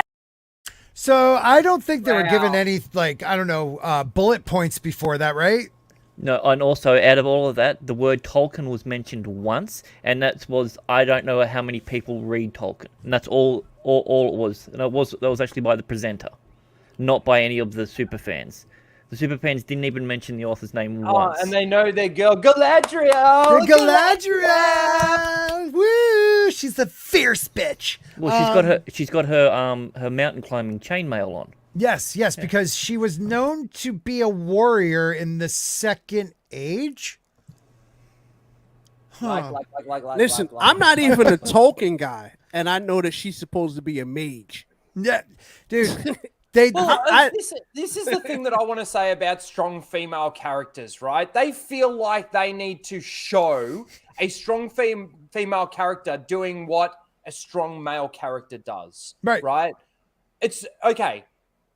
In Rocky 3, I reckon one of the strongest characters in that movie is Adrian. Hell yeah. Right? And in 2. She does not get in the ring and start throwing fucking punches or anything like that. The conversation that she has with Rocky on the beach, is it Rocky 3 or Rocky 2? The one where she's in the one where she's when they're training after Mickey dies. That's 3. 3. Yeah, 3.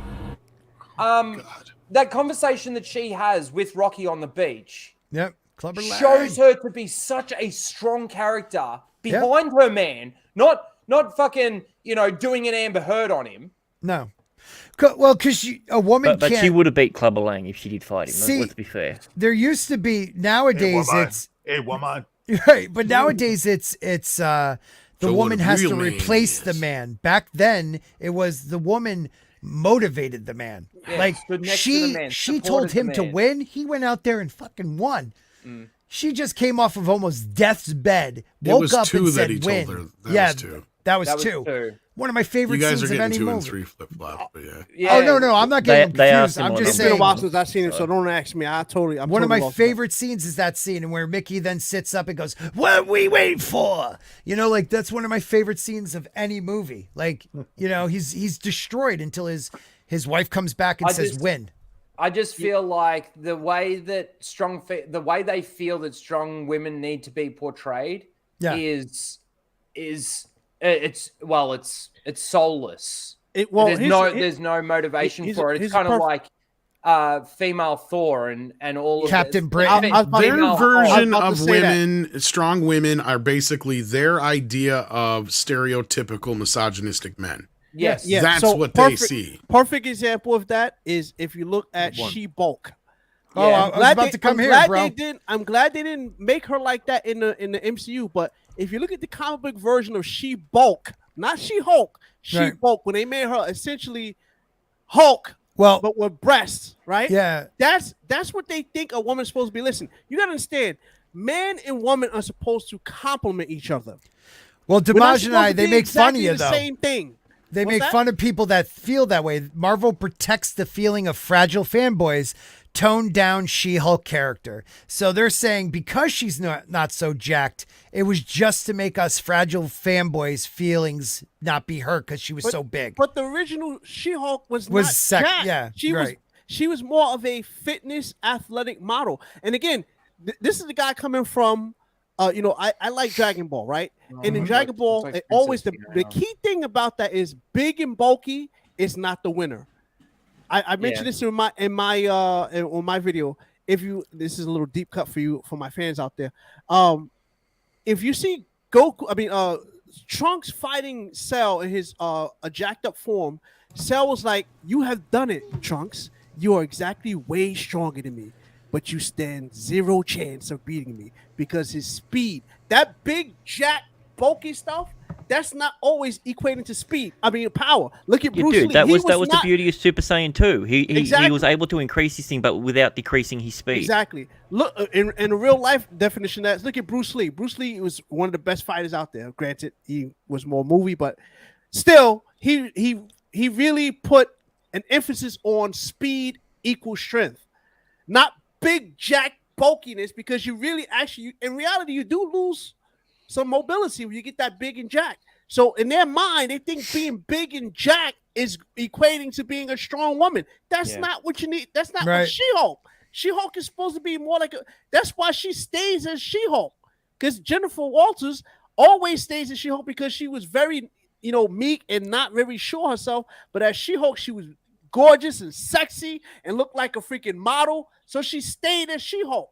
That was the reason why she stayed that. She had the choice to stay like that.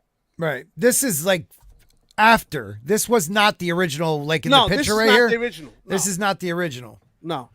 Even that's not too bad. The one on the left is not too bad, but I'm talking about the She-Bulk when they go straight up full on. I'm Hulk, but She-Hulk. You know what I'm saying? That's what they no nipples. did with her. Well, because a fan said it was too intimidating. That's what everybody's thinking now. It's like, shut the hell up. You just passed by it. It said, we need what does it say? We need the nerds. Yeah, right. It's too intimidating. We need the nerds to have he the says it hots right for here. her. It's too intimidating. They need the nerds to have the hots for She-Hulk. Wow. Shut it. Like, guess what? The nerds pay your bills. Right. Intimidating. So really? much contempt. So much contempt they have for the very people who put all this stuff on the map. Yes. She looks like Shrek. She looks like Princess Fiona. She really does. Yeah. I mean, I don't like the CGI. Like, they'll be working on that though. They'll work on that. The design is fine, but like, it needs some work. Like, honestly, to be fair, this version of it does need she needs bigger arms for the size. Look, I mean, her hands and her arms don't match. Yeah. Well, Like, that's what they're saying though. They're saying a VX guy came out and said that the reason the trailer looked this way is because executives kept saying make her smaller, and they still needed to release this, so it was disproportionate in spots because they couldn't get it perfect because they had her better when she was bigger, but they said keep making her smaller so she's more appealing. Now people think it's our fault. I would assume they wanted her boob smaller. Yeah, that's probably one of the things. Give her a bulge. It's right here. She got a very pretty Adam's apple. Right here, Marvel Studios allegedly request for She-Hulk to be less muscular during their series FX development. Apparently, she was bigger early on, but the notes kept saying to make her smaller. So that's why they're blaming it not being ready. I don't know. Listen, you could have that one, like I said, that one you showed with her little jack. If they had her like that, just a little bit smaller, that'd have been perfect. Because She-Hulk, if you're ever talking about somebody who's supposed to be, muscular, it would be her, but she's supposed to be more of athletic muscular. You know what I'm saying? Think of somebody who's like an Olympic gymnast or something. That but green and really actually have super strength. You know what I'm saying? That's Wait a what minute. Be like. What? How does that? What? Over 3,800 tweets, but you can't see the tweets? There's no tweets yet. No tweets for you. Come back 1 year. Yeah, I did a video on this when it was sitting at 3,000. Oh, are they blocking it? Seems that way. And then when you actually go to the trailer on YouTube and you look at all the comments, like it's majority positive. Right. Now, yes, there are more likes than dislikes, but there's still 200,000 dislikes on it. But that you don't really see any comments about not liking it or not being excited for it or whatever. Which blows my mind. But nearly every comment also mentions the CGI, like, oh, the CGI needs fixing, or the CGI will be fixed, won't it? And I'm really excited for this. Like, it's really strange. But this was the weirdest one, and it's still not like it's still not working. Still not working. What about if you quote tweet it and then press the thing from your Lyndon one? tried to do that, and he can't see his own quote tweet.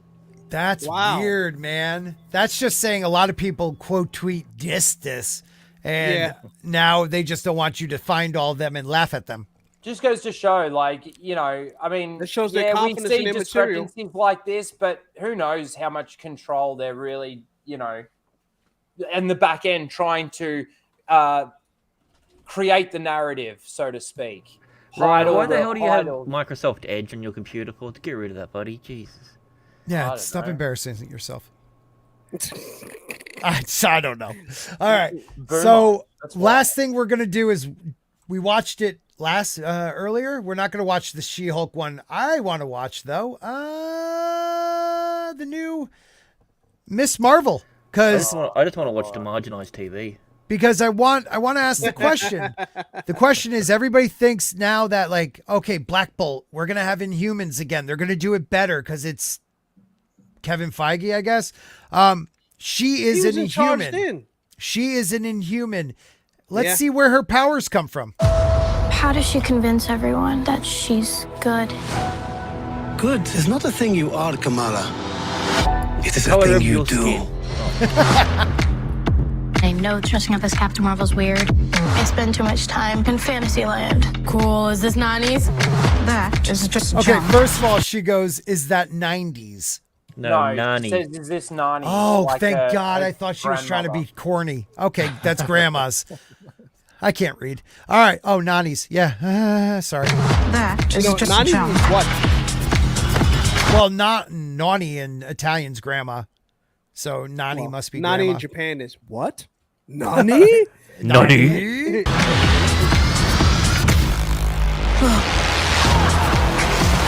What does it feel like? Like an idea come to life. Oh, dear God.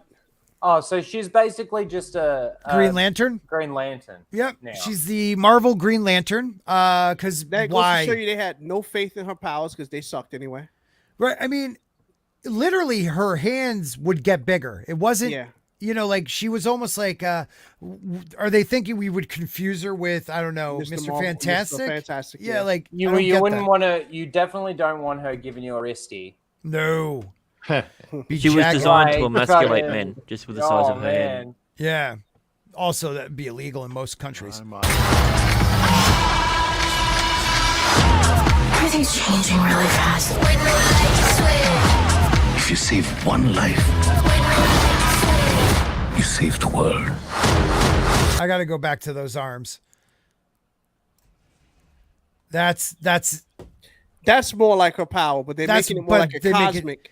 Right, it's a cosmic thing. They're giving her cosmic powers. Retarded. I just don't know, like, are they going to... getting a 2016 Ghostbusters vibe out of this? Oh, it does have that color, like, scheme on it, too. And stuff from there. Yeah. Not looking good. Yeah. Well, my question is she going to be an Inhuman, or is it the power in the gauntlets? No, because obviously she's not, because it's the gauntlets, because there's no Terrigen mist. That's how she gets her thing through the well, stone. could the crystals be there, though? Could the crystals be on that gauntlet? That very well. When I saw it, that's what I thought. But because they're going with Marvel is very distinct when it comes to their color scheme of their powers. Purple means cosmic, so it's not. Right. It won't be a Terrigen mist sort of thing. This is definitely coming from the power cosmos. So. Well, also purple means dark, like dark powers. Yeah. So I'm saying it's. I hope she goes evil. It'd be cool, but I don't think they would do that. That just looks terrible. You saved the world.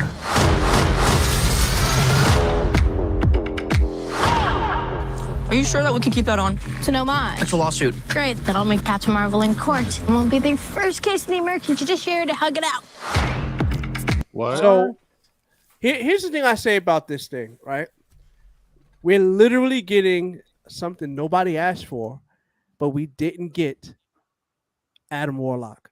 I'm just gonna put that out there. I'm just gonna put that out there. And they fucking drop teased Adam it. Warlock, and we don't get Yeah. Adam Warlock, but we get Miss Marvel. Great. Yeah, Just but I give me- mean, excuse me, guys. You guys keep talking. I'll be right back. Mrs. Spork needs me to kill an ant. Adam Warlock had nothing to do with like the Infinity Saga or anything in the comics. What are you talking about, guys? Absolutely nothing. Absolutely nothing to do with that. I mean, he had more to do with it than freaking Captain Marvel. Captain Marvel had nothing to do with the original Infinity Saga. Well, Nothing. I reckon. Well, actually, Captain Marvel did, but not Miss Marvel. I reckon from that moment when Captain Marvel, they brought in Captain Marvel and stuff like that, that's when they sort of went away from bringing in Adam Warlock. Because tell me it wouldn't have been awesome to have Adam Warlock come in Endgame. Absolutely. Like what a moment to bring him in. You want me to tell you? Let me tell you something. You know what would have been a dope moment, and I said this a while ago, but just think about this here, right? Because up to a point, they kept lying to us and saying everything was all connected, right? So that means Agents of S.H.I.E.L.D., all of the Netflix things, all that was supposed to be together, right? So when the snap happens and then everybody starts coming in Endgame, when everybody starts coming out of the rings, right? What would have been cool, this is just me spitballing, it would have been cool if they could have actually showed not even Captain Marvel, but Carol Danvers coming like one of the Air Force things, and she gets hit with something and then bring her in afterwards as Miss Marvel. But what would have been the actual cool thing to show, and I know this is me doing a deep cut, but they could have had Thunderbolt come there, right? And be like, I was saving this for you, and turn to the Red Hulk. Red Hulk, yeah, that would have been. I would have been like, he died. Yes. See, that's the stuff that makes geeks happy. When Dude, you do because stuff like that, you could that then would have bring been in the so dope. Thunderbolts. You could bring in the whole lot of them, and that could be leading up to an actual proper Hulk movie. I mean, See, that's doing nostalgia, justice. That's doing nostalgia well. That's bringing in, new things, making it fit, making it work, making it interesting, making it exciting, making people happy. Can't do that. I mean, I feel like they are trying to set something up like that. The Thunderbolts are Dark Avengers with the series they've had, characters coming in. You almost see it happening. They're setting up the darker side too. They're setting up A-Force is what they are setting up. You think it's A-Force? They got. I mean, Captain Marvel. Yeah. Miss Marvel. She-Hulk. Yep. Monica Rambeau. They got them all. America Chavez. You get an A-Force. You're getting A-Force. Oh, and Wanda, even though she kind of killed herself. Well, and you got the new Black Widow as well. Yep, that's right. White Widow, whatever she's gonna be. So yeah, you're gonna have A-Force. That is She's happening. so racist. White Widow. God, they would never go that way. Yeah. All right, so we've got a couple of super chats just to get through first. Okay. Scott. Yeah, so. We got hey Riff Mangoes, how you doing, man? It's been a while for Canadian 5 or Australian 5. It's same thing.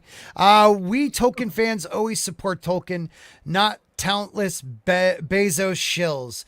That's true. Hashtag Tolkien matters. That's the damn truth, man. They are shilling like it's disgusting. The fans they picked. They picked children, like like children that are like diversity. Like we all saw that.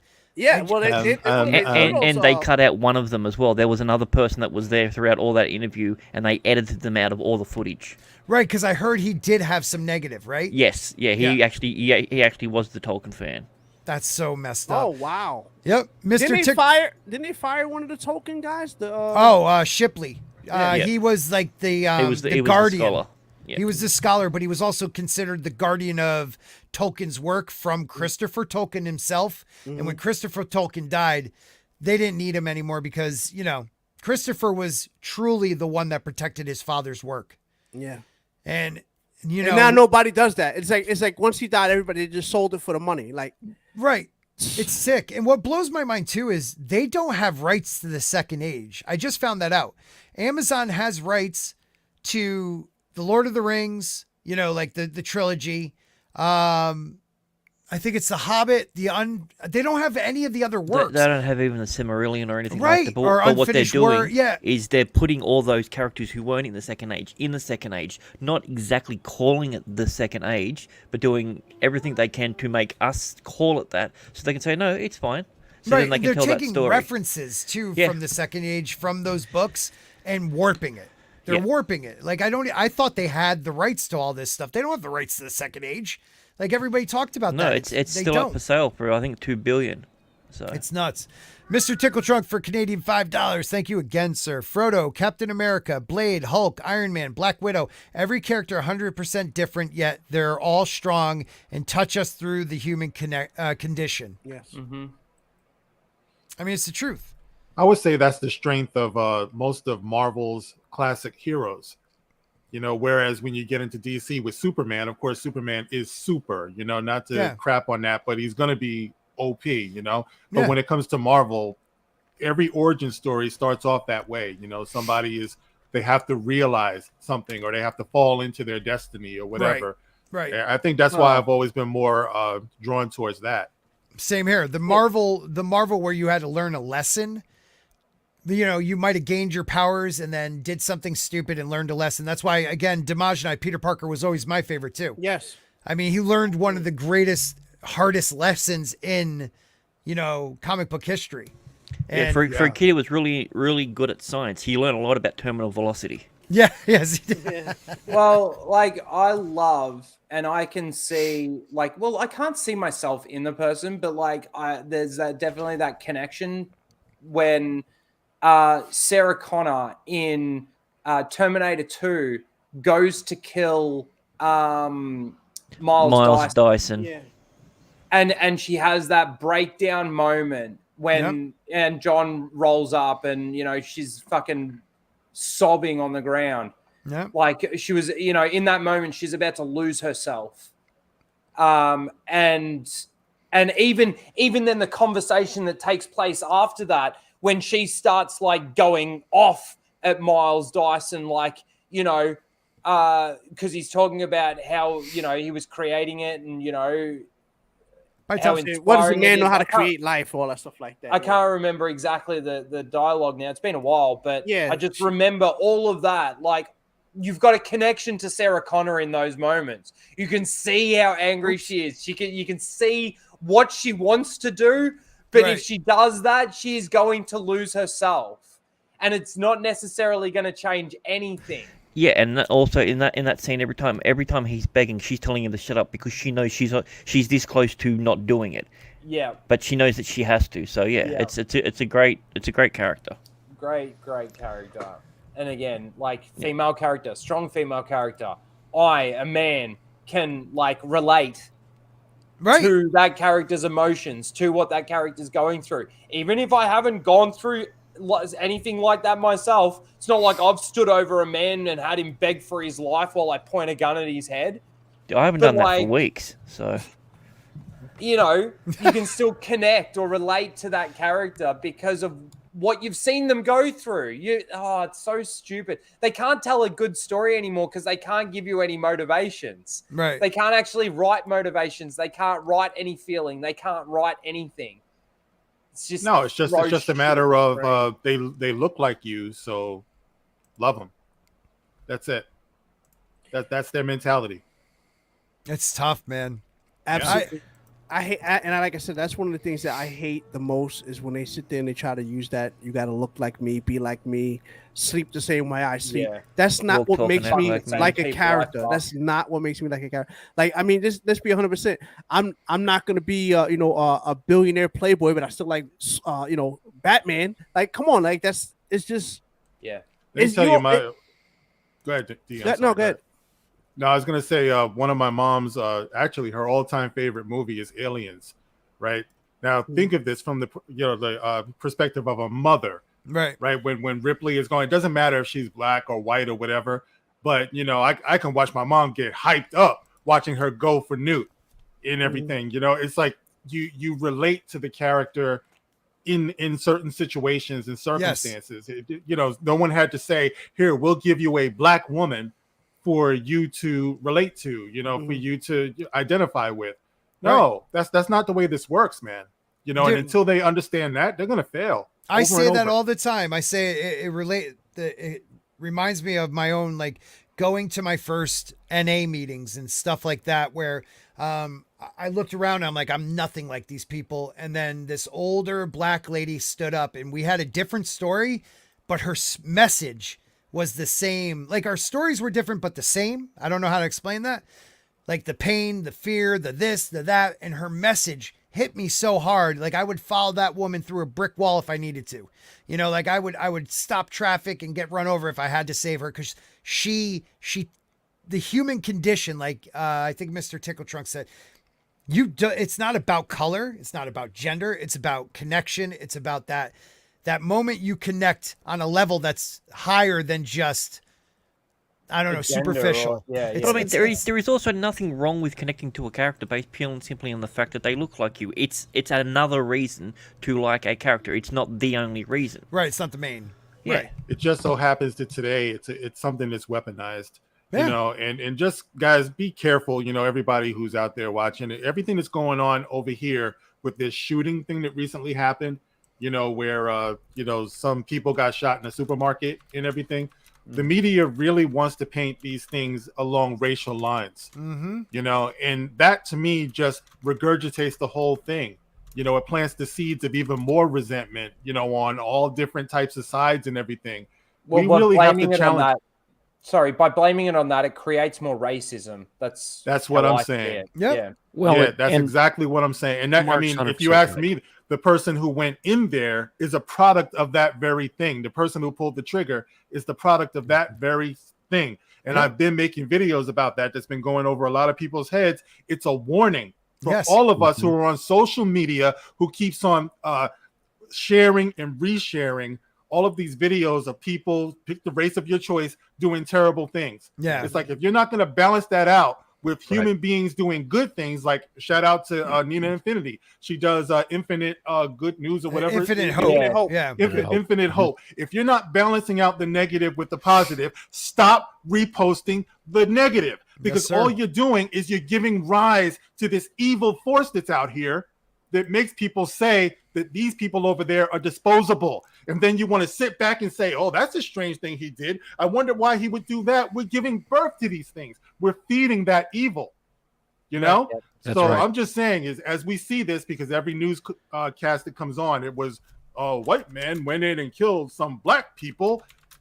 Why would you report it that way? It was a murder. It was something that happened. The man who walked in and killed other people. Yeah, but you don't hear anything anymore about the person that drove through and killed all those people in Wisconsin. You don't hear anything anymore about what happened in California. It was the vehicle that did it. Well, it doesn't fit the narrative. Because it doesn't But fit see, the that's narrative. the thing. As long as we let the Exactly. media interpret this, that's the way we're going to keep doing. Exactly. We're going to keep doing. Well, what aboutism? What about this one? What about that one? I'm sick the fuck of all of that stuff, man. Right. Because I know I've seen it. This is what's going to take us out of here, all of us. And listen, we're supposed to be passing something on that's better, you know, for our kids Amen. and stuff Right. like that. Before we close our eyes, we should want to see this type of stuff at least stop. You know, I but thought, you know, obviously race and things like that are probably a lot more out there in the States than it is over here in Australia. I mean, we're very multicultural over here. But like to have these differences, so like I thought as a civilization, as a human race, we had already sort of, there's still racism out there, but we sort of started moving past all of that. Like ever since I was a kid, and I'm an 80s born child, right? Like ever since I was a kid, I never, like, I've had black friends. I had, you know, there was I can't remember. I think he was, it wasn't Macedonian. It was something else, but his name was Perim, lived across the street from me, dark skin. Like I never even went up to my parents and go, why is his skin a different color than mine? Like I never did. It was just another kid in the street that I played with. He was a good guy. He was a good friend. Like kids these days, we should be so far past race. And the only reason why kids these days would still be talking or identifying race in anything is because that's what the parents are teaching them, right? Right. Well, because they're no longer able. No, my That's what kids pop didn't culture is teaching know them. any of that until they got into school and were told that they were different. So when they got into school, they started to put people into different groups.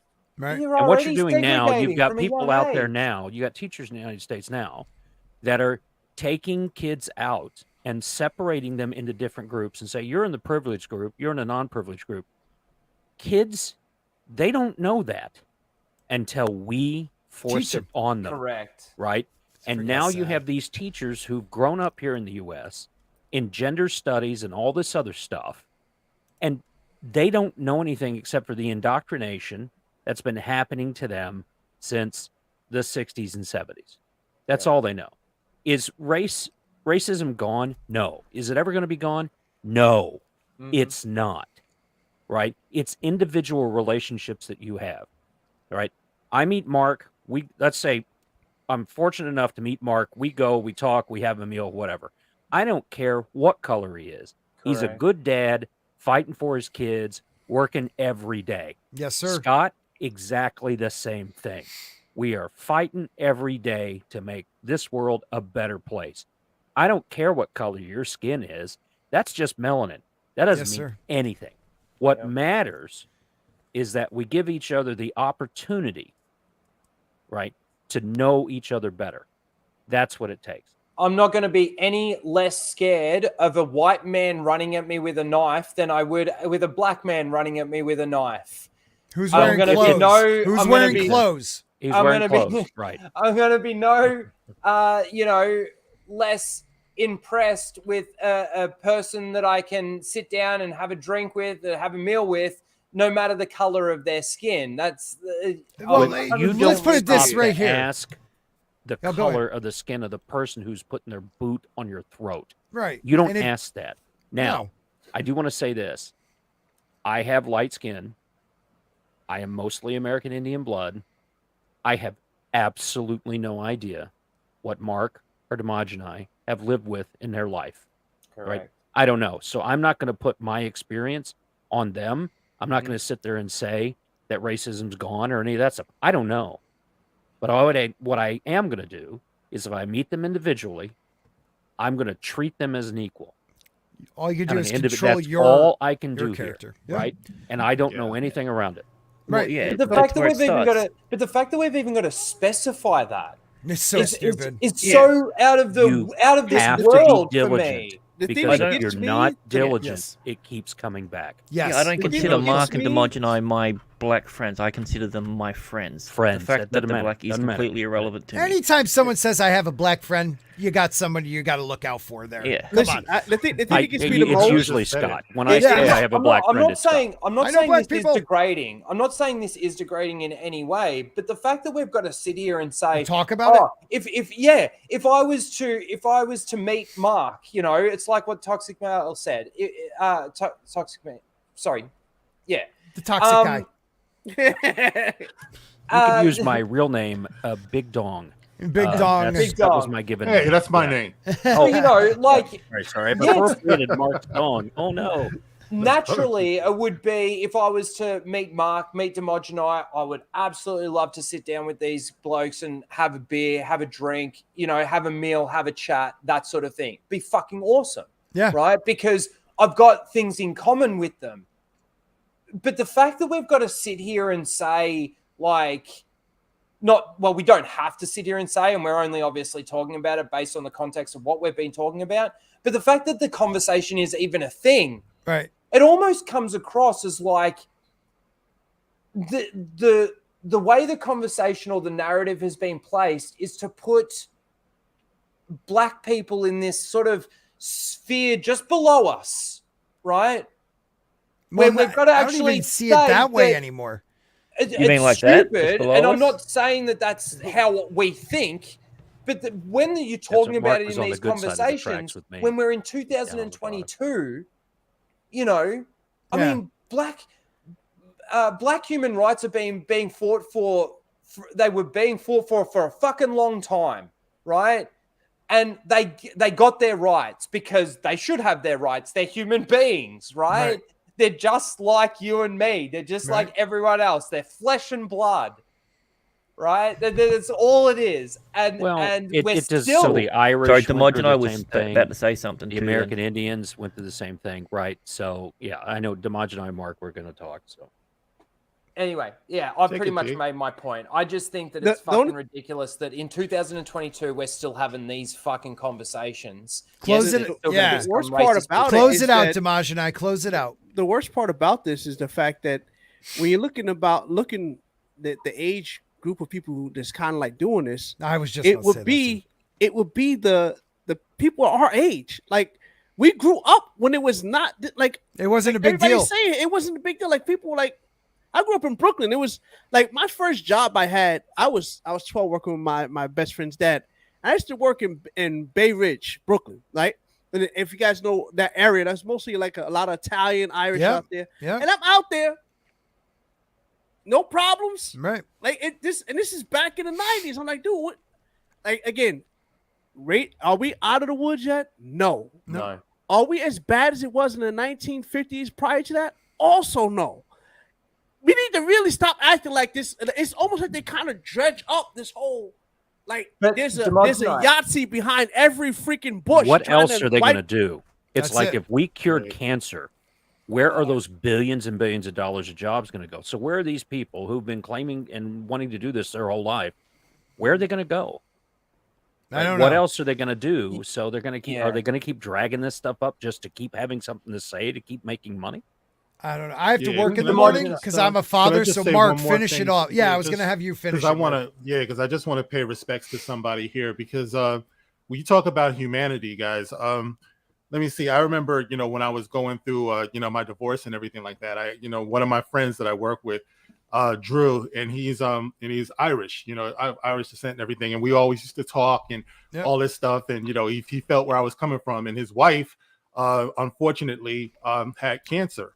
Right. Oh, So I'm dealing with the divorce. His wife had cancer. And I remember she felt so bad about me going through this divorce and everything. She would make me chicken soup. You know what I mean? She's making me chicken soup and she's sick and everything. And, she's since passed away.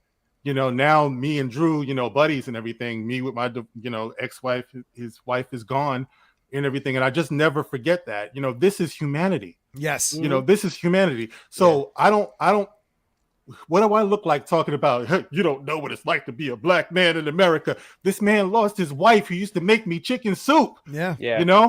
It's like, no, I don't want to be victim. I don't want to be, somebody that's supposed to be pitied and everything. Human beings go through things. My thing might be I experience racism. Somebody else's thing is they're going through cancer, man. Yeah. Every life, nobody, this whole concept of white privilege to me is bullshit because every human being has a struggle. Yeah.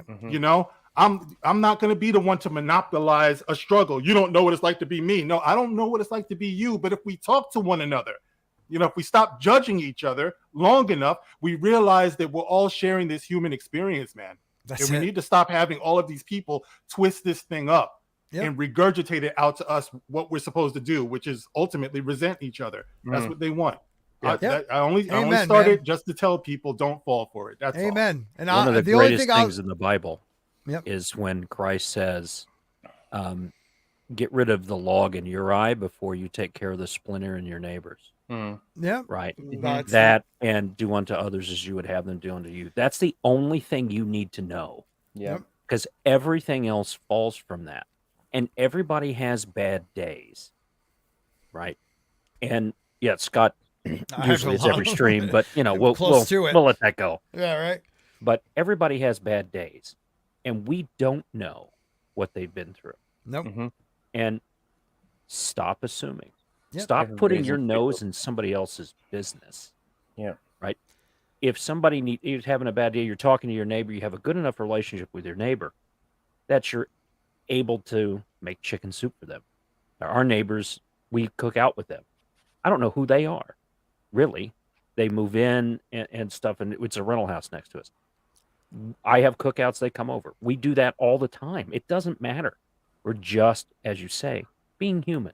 Right. And that's who we all are. Well, the difference is, and I'm going to end it with this, guys, because I got to work in the morning, and thank you to everybody, but this is the way I see it.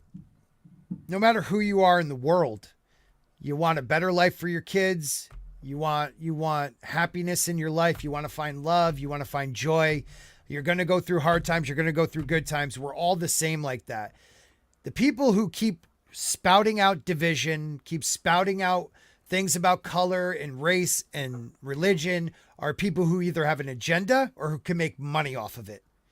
Groups are what we have to look out for, not people. It's groups you have to look out for. And groups usually run the whole show. So that's why we have to just be vigilant and make sure that we look out for one another and realize a man is a man, a woman is a woman. And well, at least in my world, a man is a man, a woman is a woman. That's the real world. Sorry. Yes. sir. If they take care of their business, I'll show them respect. I mean, we got real problems. Star Wars. That's a real problem. That's a real problem. That's a fucking Hey, problem. real quick. Yeah, I know real you're quick. getting out of here. Tamaj I and just want to say one quick thing. You see that little picture back there? Yes, sir. She's a lot older now. Not the video. Oh, I was looking at the video. No, I'm talking about the little picture. Okay. So I want to say a big birthday shout out to my youngest goddaughter. She just turned 23 today. So happy birthday. Happy birthday. All right. Woof. That's awesome. Anybody have Today anything is they my got to youngest granddaughter's birthday. Oh, look Even at though that. she is 2. Happy birthday. Happy birthday. Anybody have anything they want to shout out working on? Yeah, I just want to shout out to the Spork modders out there. They've been absolutely killing it today. Thank you guys. Keeping up on all that. You make my job a lot easier with all the stuff that you're doing in the chat, so I really do appreciate everything you do. Yes, I added Naked-HD to my band list, that's so smart. hopefully that helped. And also, one thing, if me and alternate Tamaj and I account. ever meet, the first thing we have to do is we have to try the fusion dance, because I want to see what we'll turn into. There you All right, everybody. I hope you have a great one. Rhino, thank you for being here. Mark, Tamaj and I, Toxic, Mr. Grant Gregory, Tom, and Culture. You guys are the best. And Mad, I hope he gets to feeling better. Yeah, Mad too. Yeah, I forget about him all the time. I hope we can update. We got a lot of new members, so I hope we can update this week. But this is the one that Grant did last week. So thank you guys so much. Take care. Peace. Later.